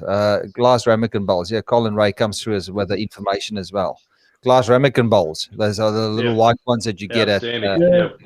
So what do you make? What are those little puffy cake things that Gordon Ramsay makes in those little ramekin bowls? Creme brulee. It's a creme brulee that they make. Creme brulee. And you use a little gas burner and just make it brown on top. What's Colin so quiet? Is his stream working? Move around? Oh, you know. He's alive. He's alive. He's getting excited. He's talking about creme brulees. Let's lockdown and going crazy over coloured glass water bowls. Yeah, no, we are going crazy. This is me. Sounds already crazy. So. Mate, it's when you got to find water bowls for 500 or 600 hatchies. It's like everything becomes, you know, the cost of $1 suddenly goes, you know, 50 cents. It's like $250. It goes up $1. It's 500. You know, it goes to $2. It's $1,000. Simple as that. So there's a big difference. I used to like buying the 450. There was because there's a size that they can't tip over in those racks. You get, I think it's the 450 ml deli takeaway cup, and the 450 ml is just high enough so when they climb into it, they can't tip. They can tip if it's over full. They can tip it and spill the water out of it. But if it's 450 ml, it's got about a centimeter of space, so the hatchling can still put his head in there and drink out of it. But they can't tip it over. And what I used to do is I used to cycle them. I used to keep them. I used to use the same bowl for 2 weeks. So I would clean the plastic bowls, you know, after a week, and then I would do that for another week, and then by the second time I just throw them out and replace it. And they seem to work all right. You know, I see a lot of people use the conduit that they cut to a certain size, so it's got a square base. It's because it's got that tapered, you know, it's got that tapered sides that they can tip it over. If it's a square base, then they straight bit of pipe cut. Yeah. So they get the pipe cut, and then they put the bowl inside the pipe, and that stops it from falling. Even the better thing is now to get the tubs that have that already pre-made. I'd love to get some of those tubs have the BCR have that in it. Yeah, and you stick the plastic and just go in the top. Yeah, bang. But then, you know, plastic, more plastic in the environment, you know, like, I mean, I used to just stack them up and then you used to take it. Luckily you can recycle plastic. So, I mean, it's not how much of that gets recycled, nobody knows, you know. But it's to Malaysia and they burn it. Yeah, they just, you know, burn it. You know, you can go in the back and just make a big bonfire and just burn everything once a year, you know, get rid of it all in volume. Yeah, it's great. It's great for the environment. I love it. Any other questions? We've been going all right with me ranting and raving. You guys haven't got much to say. You're going to spend 3 hours trying to work out the glitch now. And it's just when I think it's a software issue. Because I'm the host of that show, and it's as soon as I go share screen that I start glitching, and maybe I don't know. It's weird. Sorry, I didn't read them all, mate. Sorry. What's that? And you need to figure out your mic because your mic was so beautiful and crisp last. Yeah, well, see, my desktop PC was playing up, so it's going to get refurbished and going to my son for school and everything, and I'm getting a brand new one. But I'm waiting for it to come through because the UB graphics card I'm going to get, they ran out of. So I'm waiting for that. So I've had to do a quick plug into my laptop, which I used to take away for work. Yeah, and so I was like plugged in. I didn't really have time to test it. I thought it was this mic that was working because when I was, you know, probing the snakes before we come online, and it's like I was like, "Oh, can you hear me?" You're like, "Yeah." So I assumed it was this one working. Yeah. No. It's not that one. But I thought maybe I was just hearing things. I don't know. Maybe it's you'll probably just have to restart your PC. I think maybe something there's a glitchy. But what graphics cards were you looking at, Darren? Because I don't know. I believe that to the IT guy. Oh, but yeah, don't just leave it to. What is he building you something for gaming or for working on? A bit of everything. Yeah, a bit of both. A bit of, like he knows his stuff. Like he does all the IT stuff. 3080. Nice work. I get a 3070 is about the easiest thing that you can get at the moment. Everything else, oh my god, you don't even it's try. about the desktop itself's about $3. Yeah, and that's his cost, and so that's like mate's rate's cost. Yeah. So the retail value is probably more. I don't know, but they still want something decent. I got that little thing there. That's doing that. That's the logo in the computer. That's sort of cycling a GIF. You have Donald Trump. I wasn't going to buy it because I couldn't justify the price. And, I'm very easily influenced by my friends, and they say, just do it. Like, spend $200 too much. Yeah. Brent, you've got have the graphic playing in the background. Yeah, I just like it. And it just does that. It's just a little bit of it keeps me happy. Sometimes we just sometimes you just have to buy something that makes you happy. That's like, Brent, you know all about absolutely. Happy, Happiness is the number one. Yeah, we work. What was that? That's somebody's. Is that Darren's phone that's on silent or? No, mine's not on silent. I thought that sounded like I heard that sound earlier. Let's just see if is there nobody. Is there nobody? Oh, there's Vincent Breslin. Yeah. But can we see the rig and what GIF you got? GIF CPU cool. Yeah, I'll take a photo and post it because there's no way I didn't attach my wireless camera over there. That's for special events, IDT, this reptile chat or computer chat. Matthew Travis. Well, Matthew Travis, why don't you ask us a reptile-related question and we'll answer the question? Yeah? If nobody asks a question, then we'll just go off script and just run. Start talking about other random stuff because we've known each other. All of us have known each other for a while. We can do that. We don't just have to talk reptile stuff when we're around each other. Yeah, verbal diarrhea just naturally flows from my mouth, so it can be over anything. Question here for Brent. Serious question for Brent. Has Cherie got a kitchen yet to make her happy, Brent? You like to talk about things that make you happy. Have you done something for your other half lately, mate? I rang the kitchen man, and he's coming out to see us. So I have taken the step in completing my wife's happiness. And you're locked down. Yes, of course. And he said yes. So he's away. He's locked up. When he's free, he will come on down. So yes, we're working on happiness for the wife. It's going to be a long process, but we're taking steps forward. So I've got a question for Matthew Trabb. So is his stupid Parramatta half going to lose Origin 3 for the Blues? That's probably the more important question.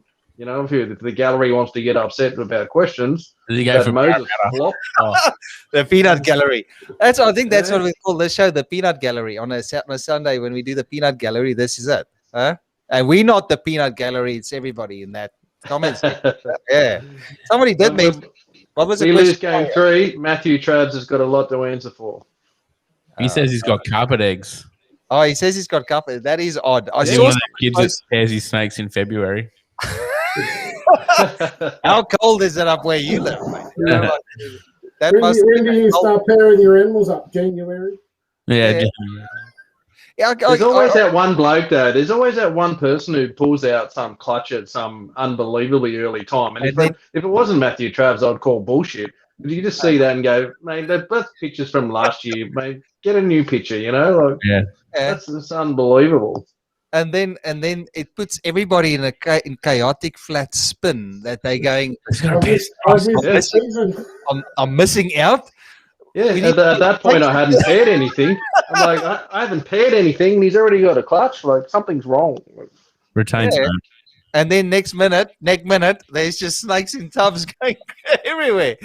And they don't do anything. They just sit there and stare at each other. They're not hooking up. These guys having eggs already. What am I doing wrong? And then you back into the books and you start reading the books and you freshen up and what's going on. Meantime, it's just not the right time yet. Everyone's animal cycle differently, and I guess everyone. If I've got females that have ovulated and laid at certain times in a year, they don't change that much the following year. So there's no point trying to change their cycle, trying to bring them forward. They know what a year is. They're not going to suddenly breed in 6 months after the last season. So I'll put up the chat here because it's pretty funny.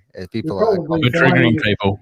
they all If you have something paired up and you happen to get a snap cold early on in season for a week and those animals get dropped and then temps bounce back. So, for example, you get a cold week in April and you happen to have your animals paired early. If it suddenly warms up, that could be enough to trigger them. I only need a week of cold. I've had it myself. Yeah. Something randomly freaky. It's like, I'll chuck them together and see if the male's not eating, so I'll chuck them into the female. Then you get a week of cold weather. You happen to have them together, they lock. It warms up for another week, and the female ovulates. Oh, Quite early. Yeah. Well, he's not much use. He talks too much anyway. Oh, he's back.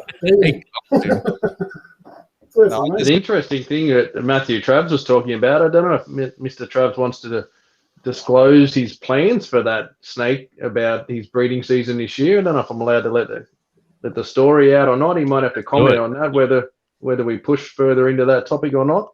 Just fucking do it. Let's do it. There you go. You've opened the bag up now. You've undone the zipper. Brings the obvious question of, if you can have that thing pop out a clutch that early, can it pop another? Has anyone ever double clutched carpets in the world? If you can feed that animal and throw it straight back in, is there time? If it could have been done, it would have been done. And it hasn't. I have heard stories like good you do it with corn snakes, but Darren, can you remember somebody did it with children's pythons and the good old APS? I remember there was a post once where somebody doubled children. There was a claim. It was allegedly. Well, Bob, I remember Bob Whitty saying, I've double clutched, carpets or whatever. Yeah, I had a clutch in January, and then they also laid a clutch in December the same year. Yeah, clever. So it's like, well, yeah, okay, not really. But it's like those hatchies that arrive from overseas that are only 6 months old, but whoa. they're a year old, really. So No, let's not go down the rabbit hole. But go. Why not? Hold on, I need to move this because Brent looks like he's looking outside of the screen. We need to look at each other. Yeah, but I did notice in the early days of the smuggling all the smuggling and stuff. The stuff that used to come in from Europe used to breed at a lot younger age. Like I had carpets breed, and I'm not saying that I was ever involved in that stuff. There's a disclaimer here on the bottom of the screen. I'm not. But allegedly. Allegedly, everyone's names. Allegedly, snakes that come in from Europe breed at like 12 months. That's when people say, "Oh, they breed them at no." And normally they'll breed at like 17 or 18 months. What's that? A year and a half? Like that's the earliest you can do it. But I remember this stuff. If you could put size on snakes that came in from Europe in middle of the year, you could breed them at a year old. You can breed them by the next breeding season because they were normally born. They're normally born around now, and if you can pump them by next year, this time you could have viable, not females, males. Just let's just take a note on that. Just with females or with males, because they're big enough to breed then.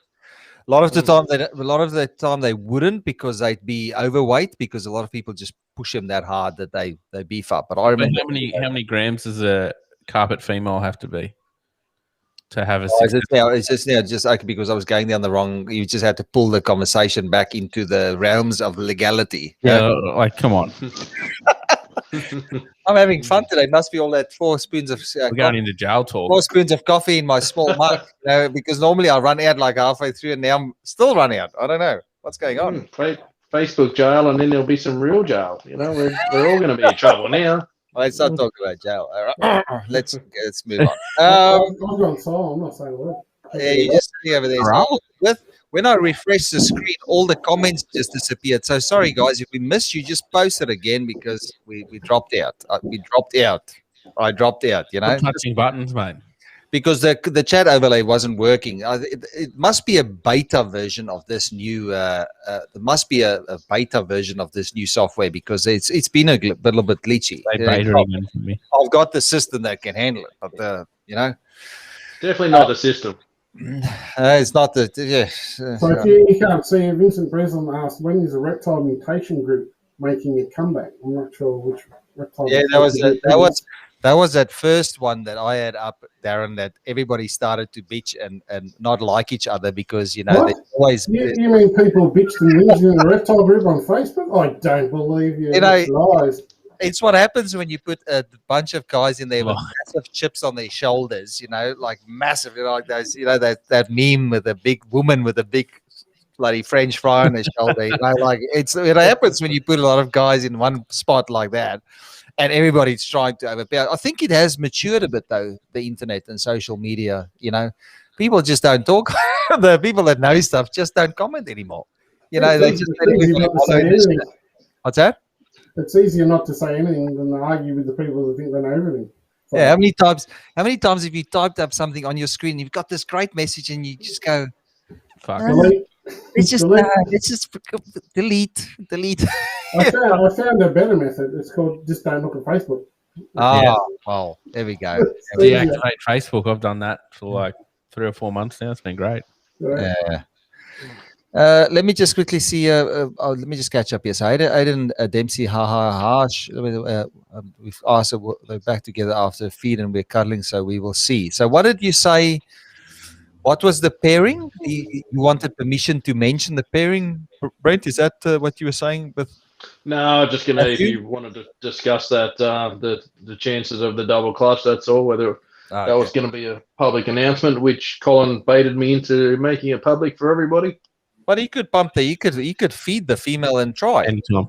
He did. Yeah. He's given it a feed and repaired again. So fingers crossed. That would be something amazing. I would certainly love to see someone pull that off and it would revolutionize the world. Everyone would be interested then. It would be suddenly we'd be trying to breed stuff from January to December.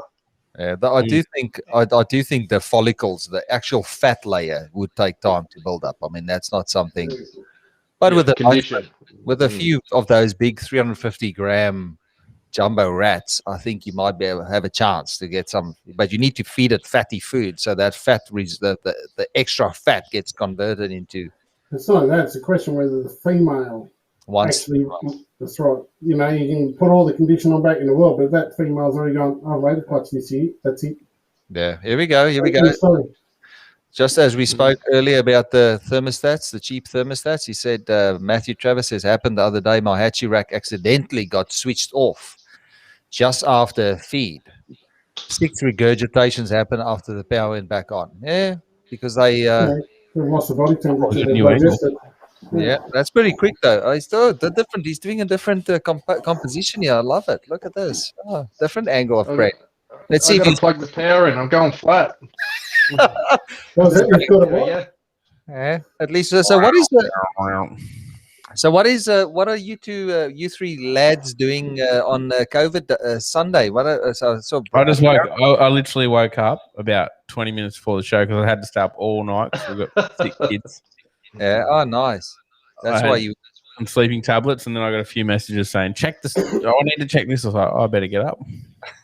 Maybe you should. I'm going to go back to bed. Darren was doing something there with probes earlier. What? Tell us. Talk us through it, please, mate. What type of probes? Show the people that don't know. I've got a massive set of probes in the van at all times. I don't know what. You need to make sure you got some of that. Is that the lube? That's right. You need to make sure you got load. And you need to make sure you got some of that. So show us what a typical probe looks like. Just hold it up to the camera. So take one out and show us what the probe looks like. Because I can always. Is that the Herb Shot set you used to be able to get?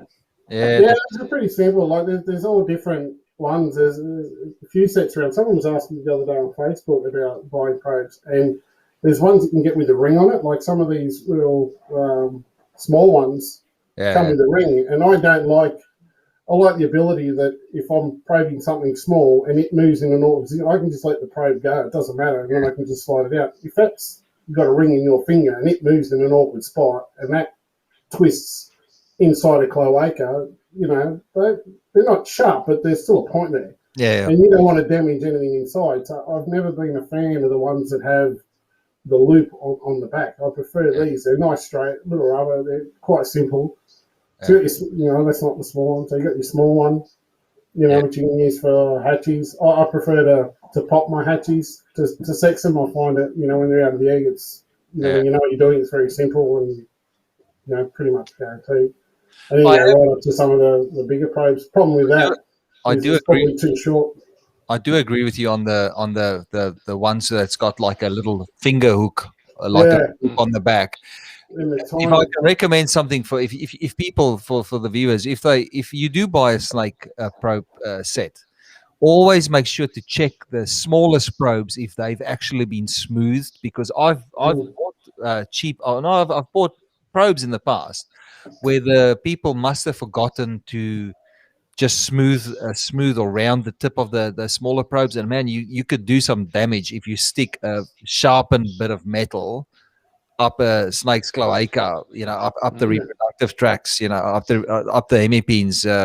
You could sterilize that animal for life, you know, if there's a sharp bit on the probe. So just check it. Some of those are really, really tiny. Like anything smaller than that, it's basically, even if it's rounded out, it's still going to be a point. And in something small, it is so easy to perforate if you're not careful or not experienced in probing snakes. And you know, like I've always said, if you want to get experience in probing snakes, you know, get a dead one.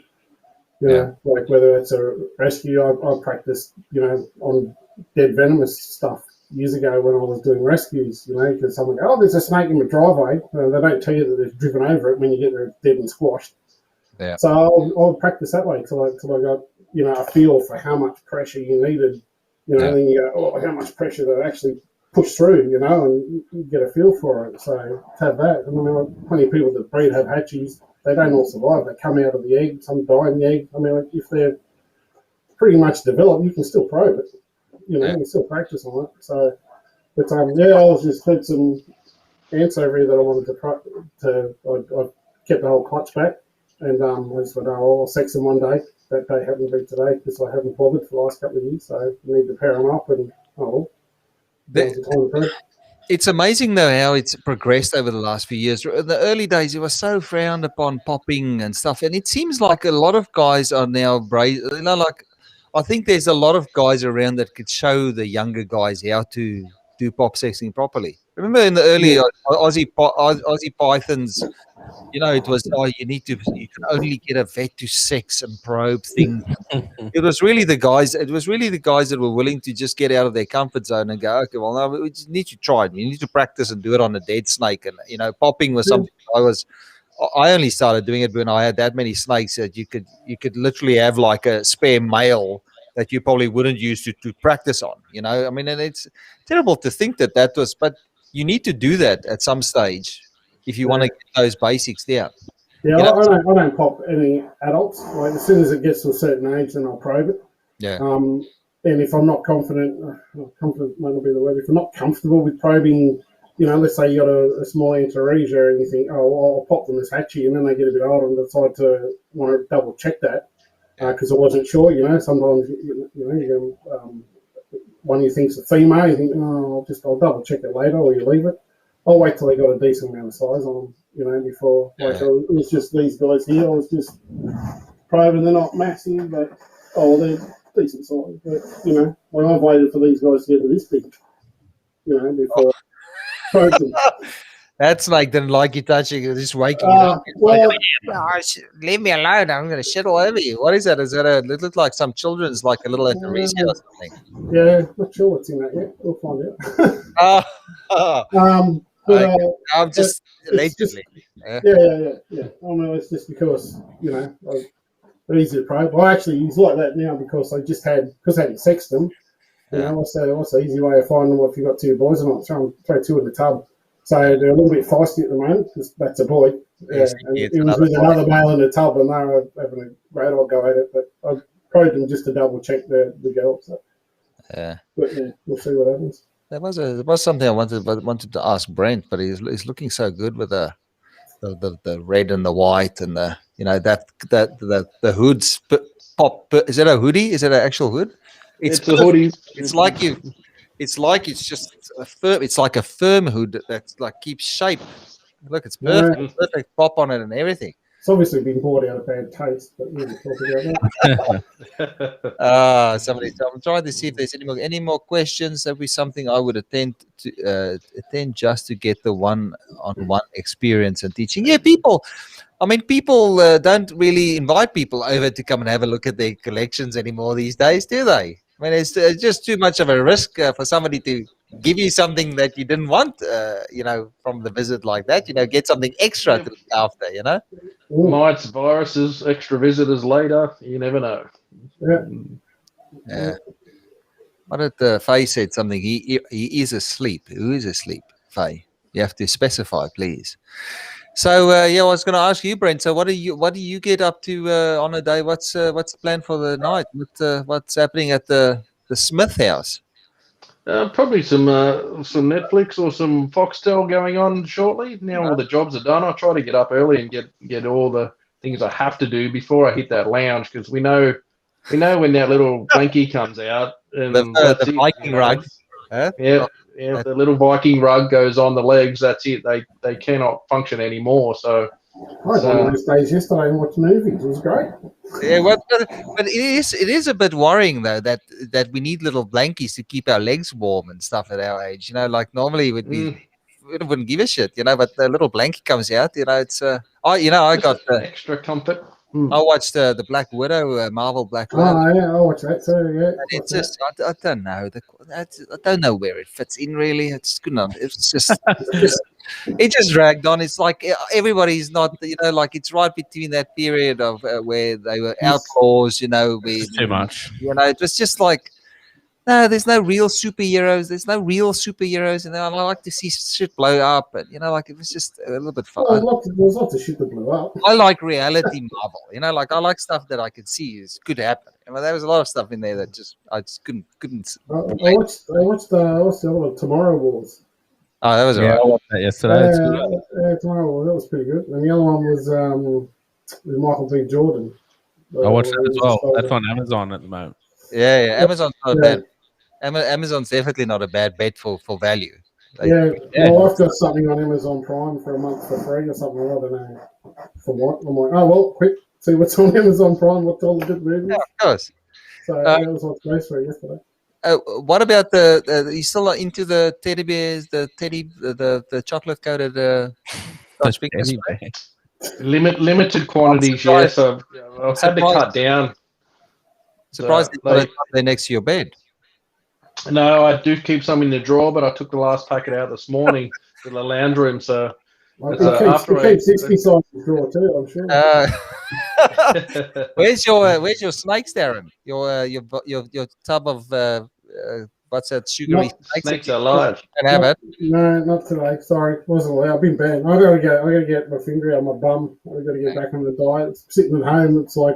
After being away from work and coming back and losing my weight, it's like, I'm home. I might just have all those things that I didn't eat while I was away. The game store starts. Yeah, so now I'm like, put on a few kilos. So my wife's like, no, that's it, diet. And the gyms are shut, thanks New South Wales. I came back and I was like, I'm going to take a couple of weeks off, like just to get over the torture of work, and then catch up on stuff here, and I'll hit the gym. Now they're shut. That was 5 months ago, Daz. A couple of weeks off. Like that story, like I like how you work for 3 weeks, and then there's 9 months of I need to adjust back to reality. Loitering now, just doing stuff. Have you finished all your pool renovations and stuff that you were into last week? They had to get the pool redone. Oh. So the stuff they put in the concrete mix they put into the Pebblecrete that went in the pool. There was an issue with it, apparently, from the manufacturer. So half the bottom of the pool went pretty much black. Oh, So it was like real dark blue patches all through the pool, just started spreading. So they literally had to drain the pool, chip it all back out again, and redo the whole surface of the pool. So, but yeah, I know you've got that pool in your backyard as well, Brent. But I think that space could be used up better. I was going to ask you, your monitor lizards. What's happening with the lacies? Are you going to try? Have you got any males there? Have you got any girls there? What's going? Are you trying them this year or what? Maybe this year if I get keen. There's definitely one's a male for sure, and I'm pretty sure the other three are all females. So they're all busy sleeping at the moment. Very cold here in New South Wales, so I haven't seen the boy for a month. The girls actually come out on a day like today where there's a little bit of sun. They must sense it, and they come out for a little hour sunbake and then back into bed. So, but yeah, hopefully this year we might give it a crack. It's not something I'm dying. I'd love to get it done, and at 180 plus days of incubation, I guess it's a very long wait after the action time. But Let's be worth it. I'd love to see it. That'd be just like the olives. It's just a species that I'd love to see coming out of eggs. So. Yeah, but I doubt that it would be too hard to get them going with the setup you've got there. I mean, nature would do majority of the work. You just have to give them a lay box and make sure that get the timing right. And I've seen and sort of talking to some experienced guys. Richard Bithman helped me out a fair bit. There's certainly the timing's got to be spot on. You get it wrong, you can see some massive injuries to lacies when they're not ready to play ball. So those teeth and claws are not friendly to each other if you don't get it right. So we'll have a bit of a play this year, but tread carefully and certainly no rushing.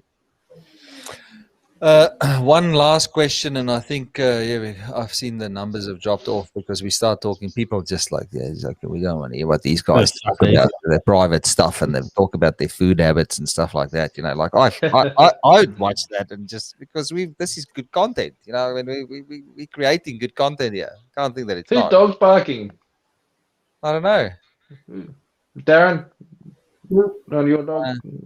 I'll give it two. It's not here. At my place. Definitely not my best. It could be one of Colin's kids, Yeah.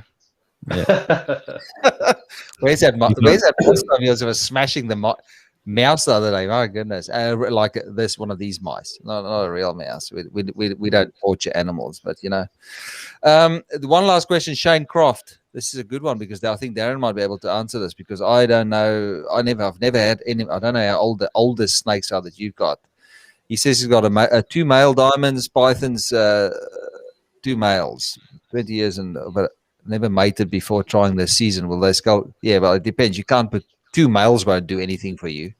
But what's the oldest? I'm assuming that he's got a female as well.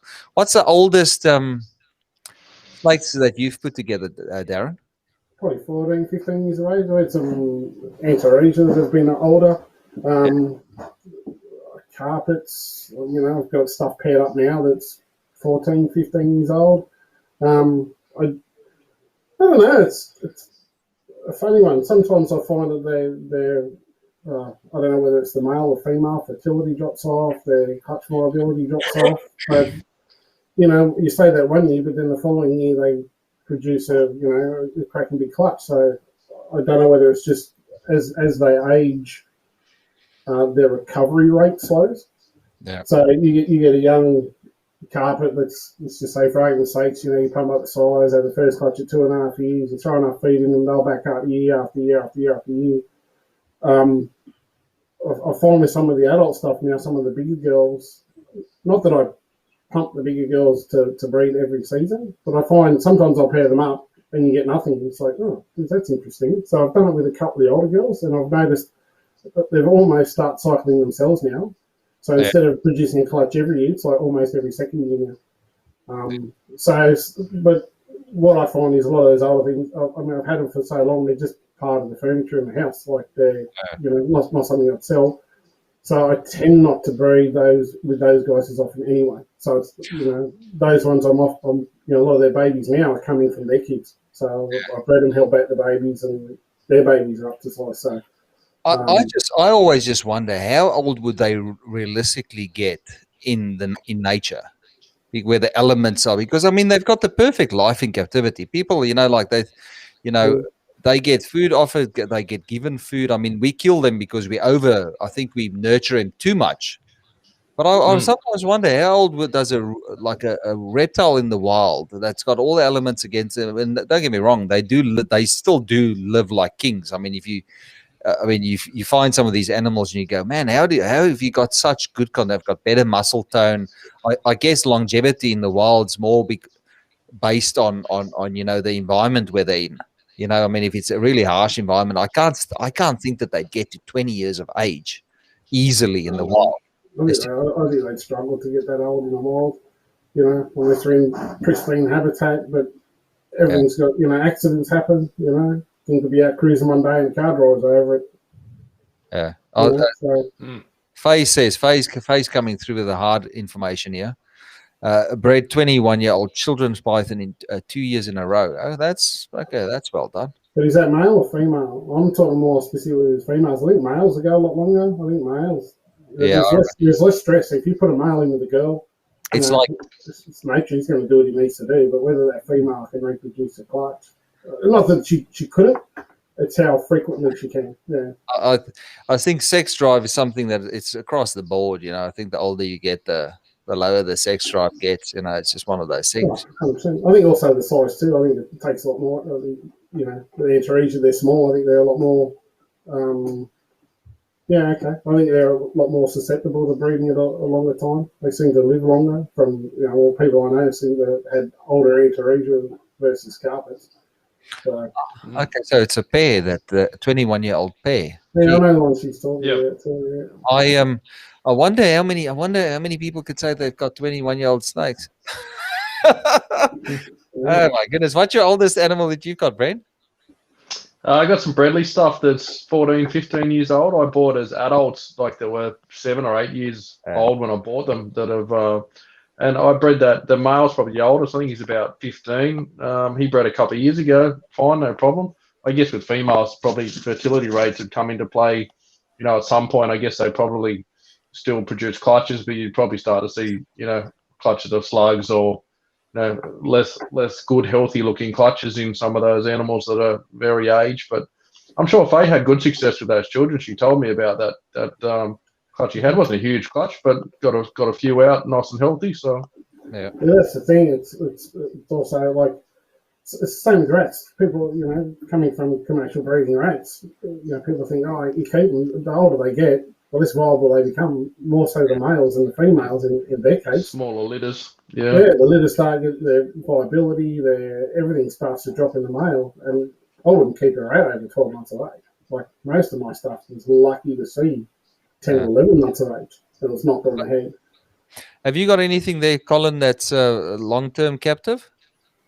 Not really, like 8-9 years. It's about it, really. I think that's sort of the average that I think the majority of animals that I know of would be sort of that ballpark. I had blue tongues that were much older, but passed away a year or two ago. Yeah, and what was the 23 years old.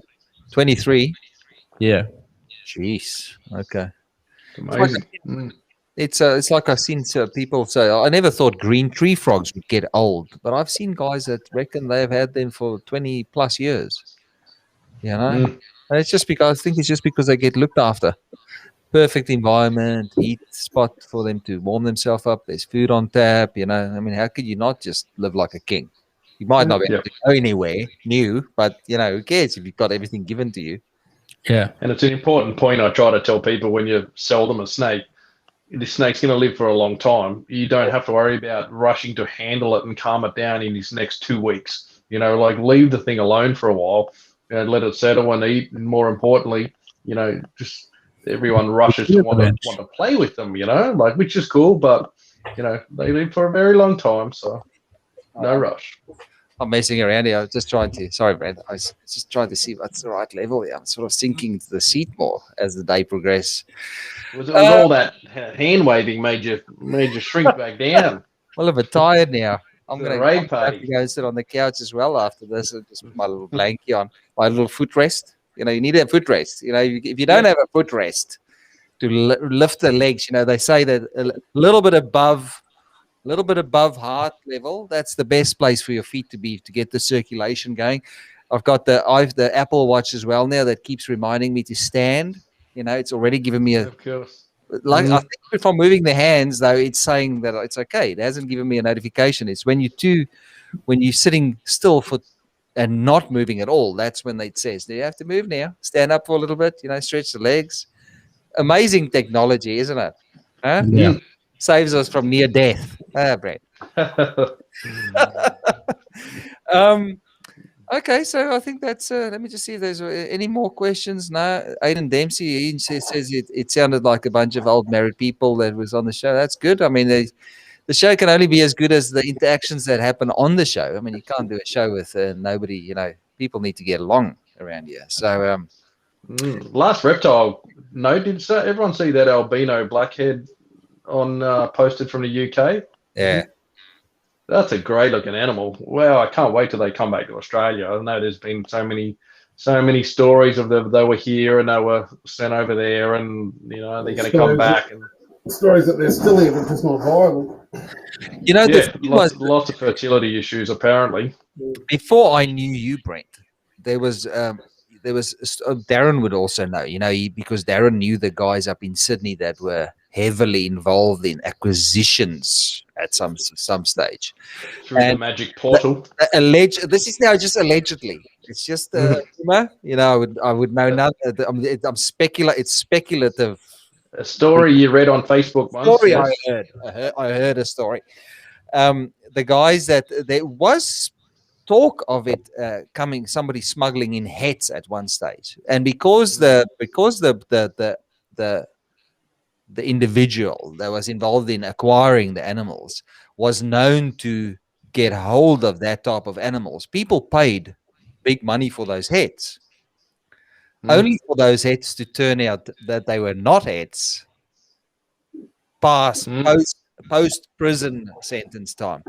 And you know, and I think he's still looking at prison. The other individual is still looking at prison time. I'm not sure they caught. I did see a big news article a few years ago. We all know who we're talking about. You know, it starts with the N, and the first name is an N, and the surname is as an S, and the other one is a M. And what is M? What was his surname? The one with the.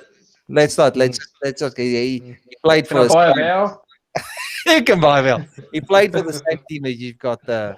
Oh, there we go. We're not going to name names, you know. But I'm sure.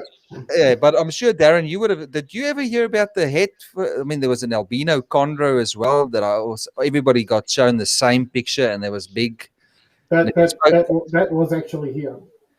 Did you actually see that snake, or did you only see photos? I didn't actually see the snake.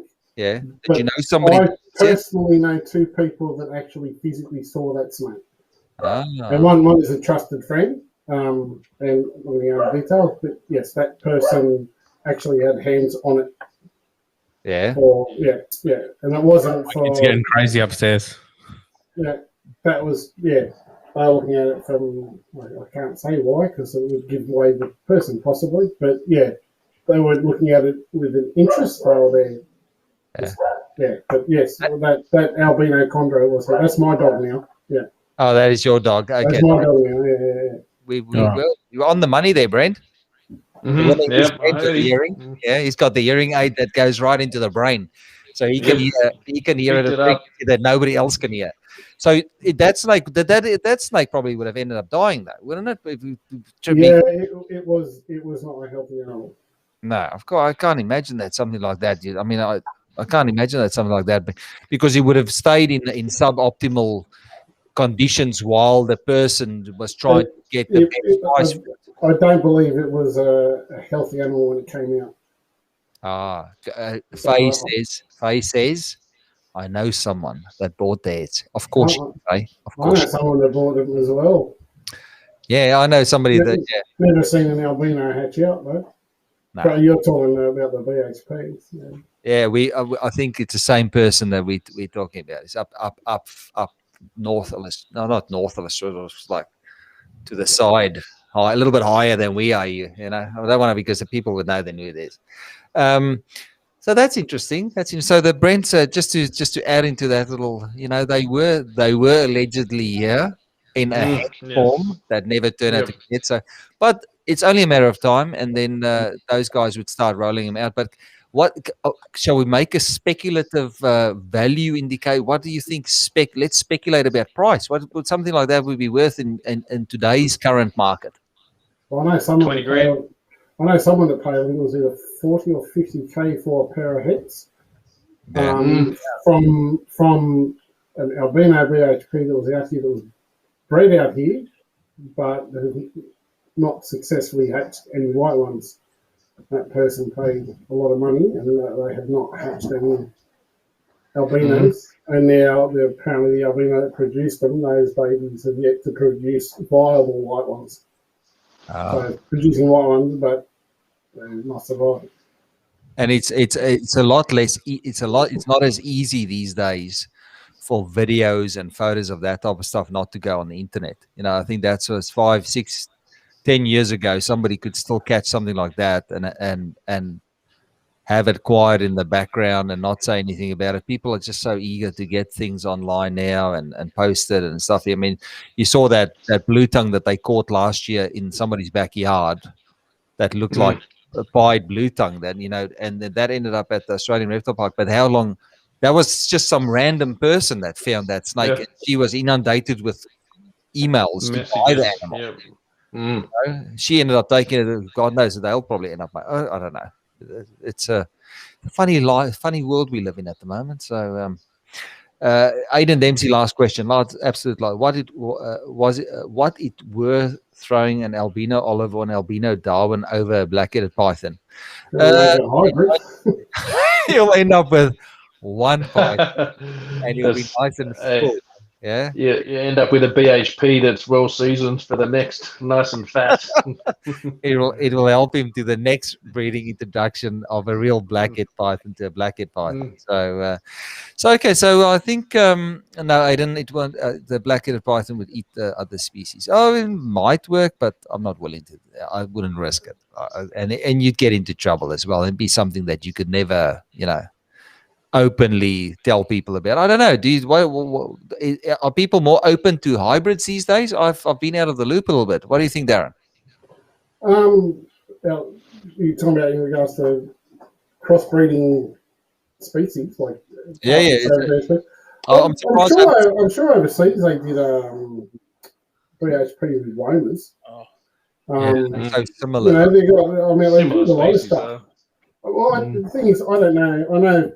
I know people trying to put albino Darwins over roughies and also them. Obviously, Carpondros are a huge thing, and you got bat eaters over in the US. There's heaps of hybrid type species over there.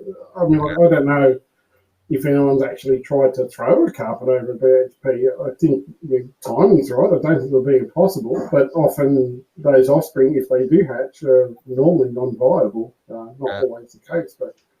Yeah, I thought I read somewhere, James. I think you're right. I was going to say, I'm pretty sure I saw somewhere that they've done carpets and BHPs overseas. Yeah.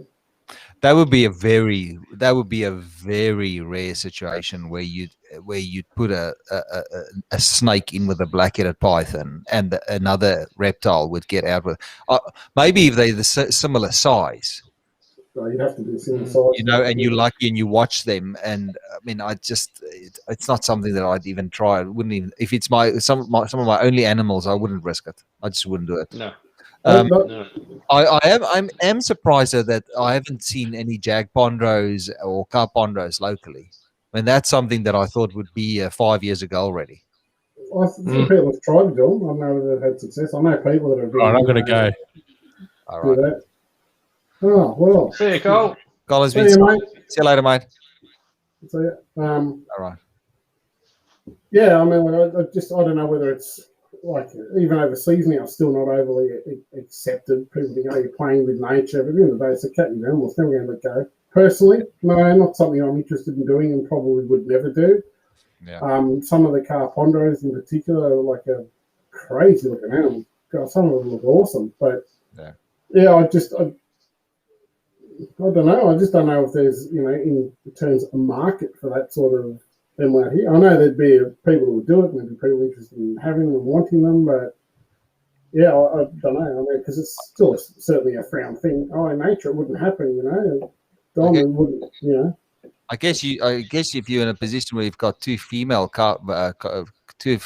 green tree pythons and a whole room full of carpet pythons, then it could be. Yeah, you know, but, Eventually, I know somebody that might own. But one could slip in, you think. yeah, like You the never old know. days of APS. Oh, my diamond accidentally bred with my bread line. Yeah. Accidentally bred No, with your okay, my jungle accidentally mated with my diamond python, and what do? Oh, Yeah, the they were chaos. both out on the grass for a stretch together, and next thing there was a clutch. Yeah, accidentally. I went to sleep that night, and the next morning I found them in each other's cage, and I don't know how they got in there. Yeah, Did you ever remember those photos that I posted in the early days of my albino carpet over a Murray and a Diamond, and the Aussie pythons just exploded. It was Sacrilege. who were the regular the purists, and then they all turned jag lovers. Neville. Neville was Neville. Was he a jag hater? Somebody was it, Roger was a purist. He ended up with sorry, we're naming names, but they know there's the truth. You know, like it was like early days. The guys, Colin. Remember Colin? Oh, I had. They're right. He Jungles was like, don't bring that shit. Next minute, albino jags, jags. I'm like, this was the guy that Things changed. everything about, like, and there was many of them, and then eventually they all came to the dark side in Australia. It was the funniest thing to watch. And like, remember we predicted, we said, don't you worry, these things are going to be the biggest things in the industry. All of us, especially me and you, Darren. I mean, we were like front runners with that. So we all said, but just watch 5 years from now, there will be more interest in these mutations than there will be in locality stuff. Now you struggle to find. Luckily, there's still guys that work. I always thought it was a pity that people couldn't see all of it as a big picture, that the reptile industry is one big group of people that love. And you don't have to just be a jag breeder. You can breed pure jungles as well. Yeah, that was Little like different always got me. sectors. It was like, I was a mutt breeder, you know, because you put like your case, you know, you put an albino over a jungle or something or other. It's like, oh, therefore everything in your collection is, you know, crossbreed. It's like, no, you know, if I put this male MD with that female MD over there, then I put that male MD in with an albino over there, I still got pure MDs. Yeah. You know, out of the female, like, you know, it's like, you know, but I don't think the hobby is anywhere near like that anymore. I think, No. people, because I've always said, like, what you do in your home is your choice. If you want to put a BHP over a green tree python, well, that's your choice. You know, just if you do that and you're going to sell those babies, you need to be honest with what you're selling. Yeah. You know, not like, oh, geez, this looks, you know, I put my bread lie over a diamond. Oh, that looks like a bread lie. Oh, no one wants these crossed, you know, bred animals, so I'll just sell it as a bread lie. You know, that's wrong. Like, just sell it for what it is. Like, or don't make the accident of breeding them. If that, you know, don't just make numbers for the sake of making numbers. Yeah, that's right. Be responsible. Yeah, but I think that was a valid point. I think that was a valid point to say, but you know, not a lot of people were dishonest. But now people don't. You know, in the early days, people would have been dishonest about it because they knew how people would behave when they. Oh yeah, now it's like we don't really care, you know. Like I asked, somebody sent me a message the other day asking about stuff, and I said, "Well, do you know?" They sent me a photo of a pure coastal, and I looked at that thing and I went, "Nah."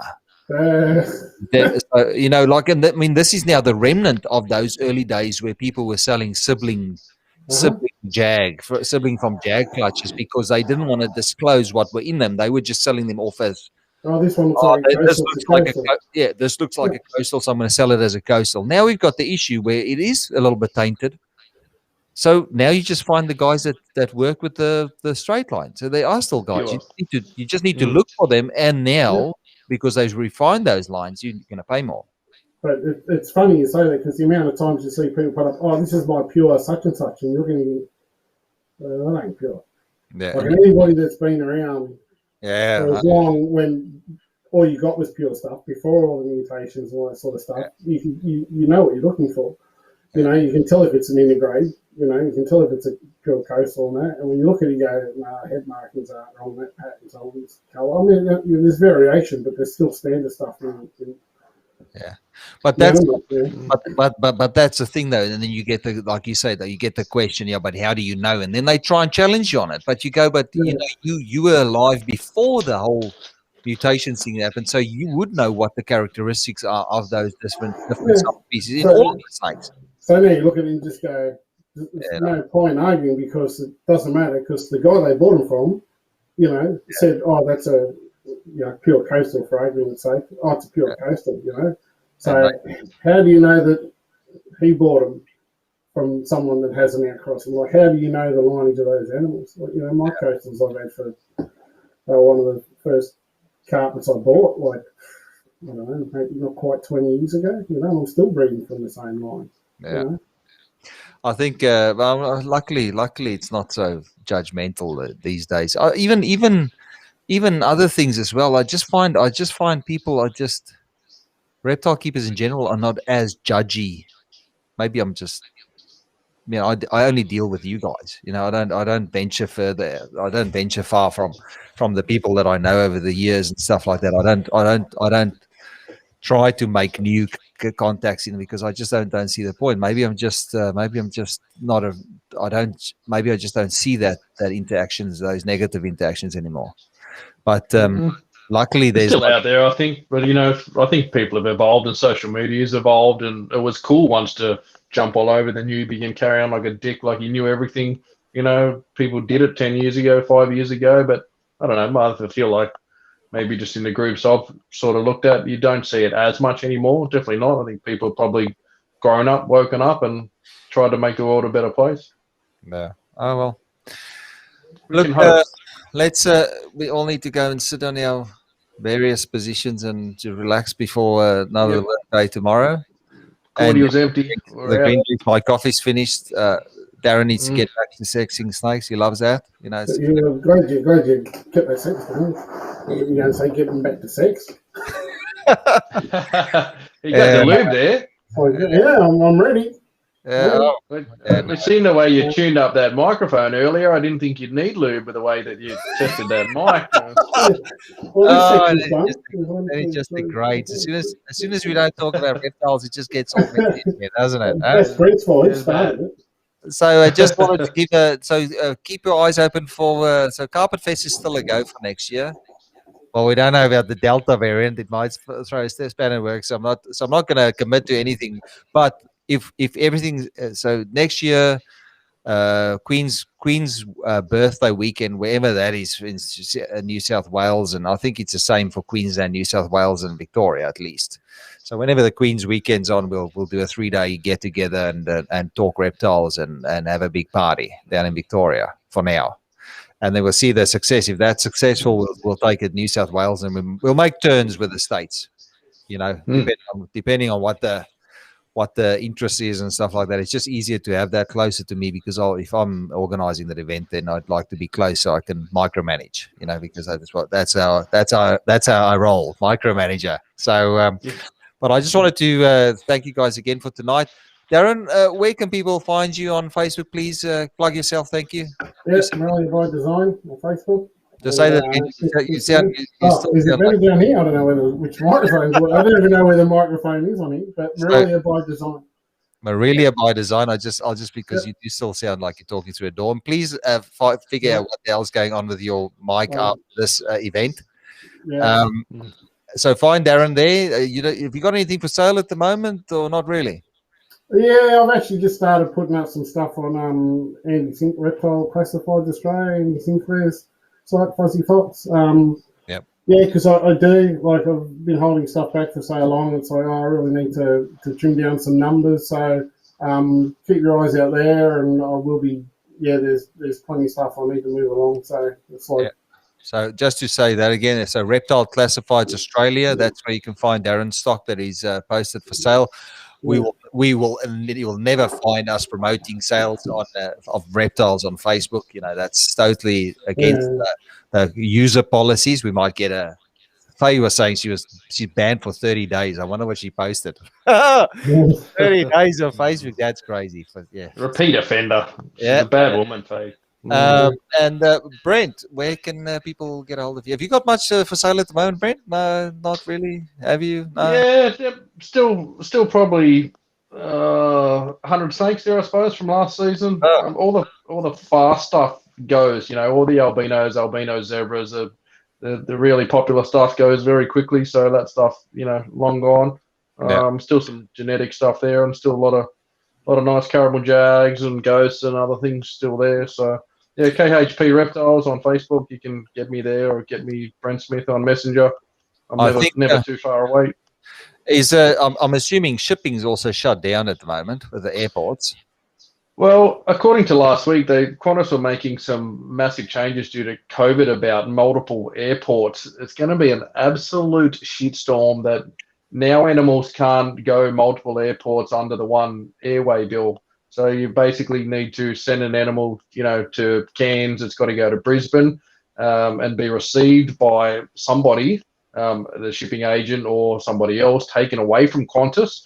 New AWB number stuck onto it, relodged at Qantas to take the next flight up to Cairns. So you can pretty much forget about any multiple airport transport for a while, because there's no way I would freight anything and trust somebody else to, you know, pull off labels and swap things. Like it's going to be a disaster. Qantas itself is still open, still going as of this week, and obviously still booking through agencies. So at this stage, all still go, but I think you'd have some problem driving. You know, for me, it's a 3.5 hour round trip. I don't know if I got pulled up by the cops. You could justify saying I'm delivering a snake to Qantas to send across the country as a legit reason to be out and about. So, I'd say for a little while there's not going to be a whole lot of stuff going anywhere. All right, so just bear in mind that there might be a wait because, you know, people want instant gratification. So before you contact the guys, do be aware that there might be a time frame limitation there involved. So if you want it now, maybe local is a better option. But if you want the good stuff, hit Darren up and Brent, and they'll help you. And you guys have got good after. You guys help to guide the newbies through the whole process, you know. Sure.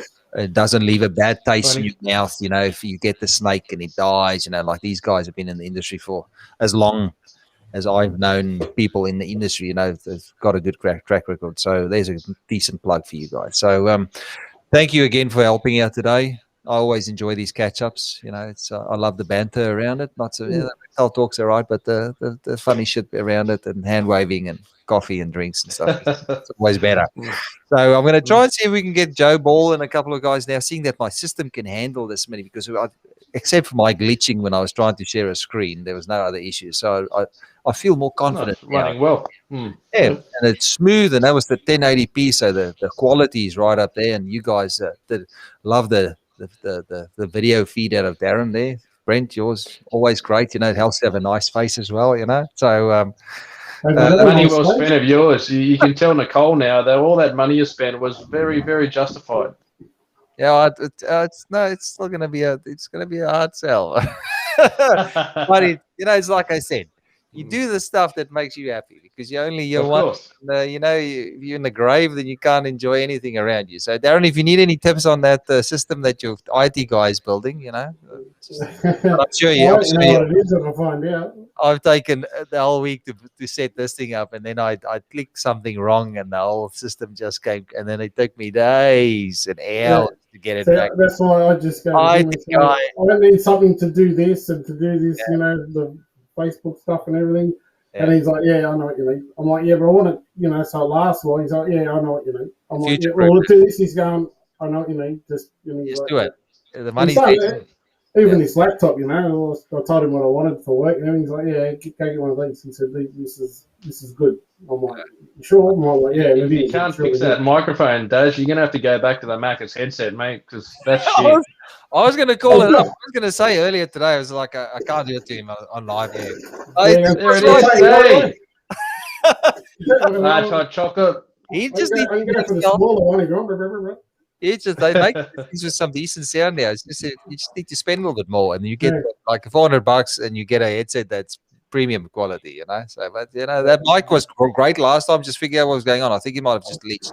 It probably just needs, like you said, probably just need to restart the computer because everything's pointing to this mic, like Maybe just the computer systems and everything. So I don't know what's going on. Maybe just needs a software update. Maybe you left it unplugged from your last fans only session or something. The batteries. You wouldn't know, mate. You don't pay enough to come and see it. Oh. All right. So thank you guys again. And for everybody that stuck by us, there's 15 still watching. There was quite a peak there at one stage, but I think we lost them when we started talking about blankies and stuff like a bunch. It's probably people our age that's still watching and older. You know, they understand. They can associate. They hear the truth. You know, it's you know, we don't sell dreams here. You know, this is life at 45 plus, and you know, we just deal with it. So the real world.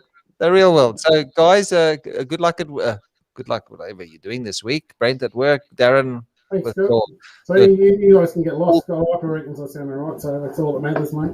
Yeah. So, thank you, and good luck, everybody, and we'll see you next time.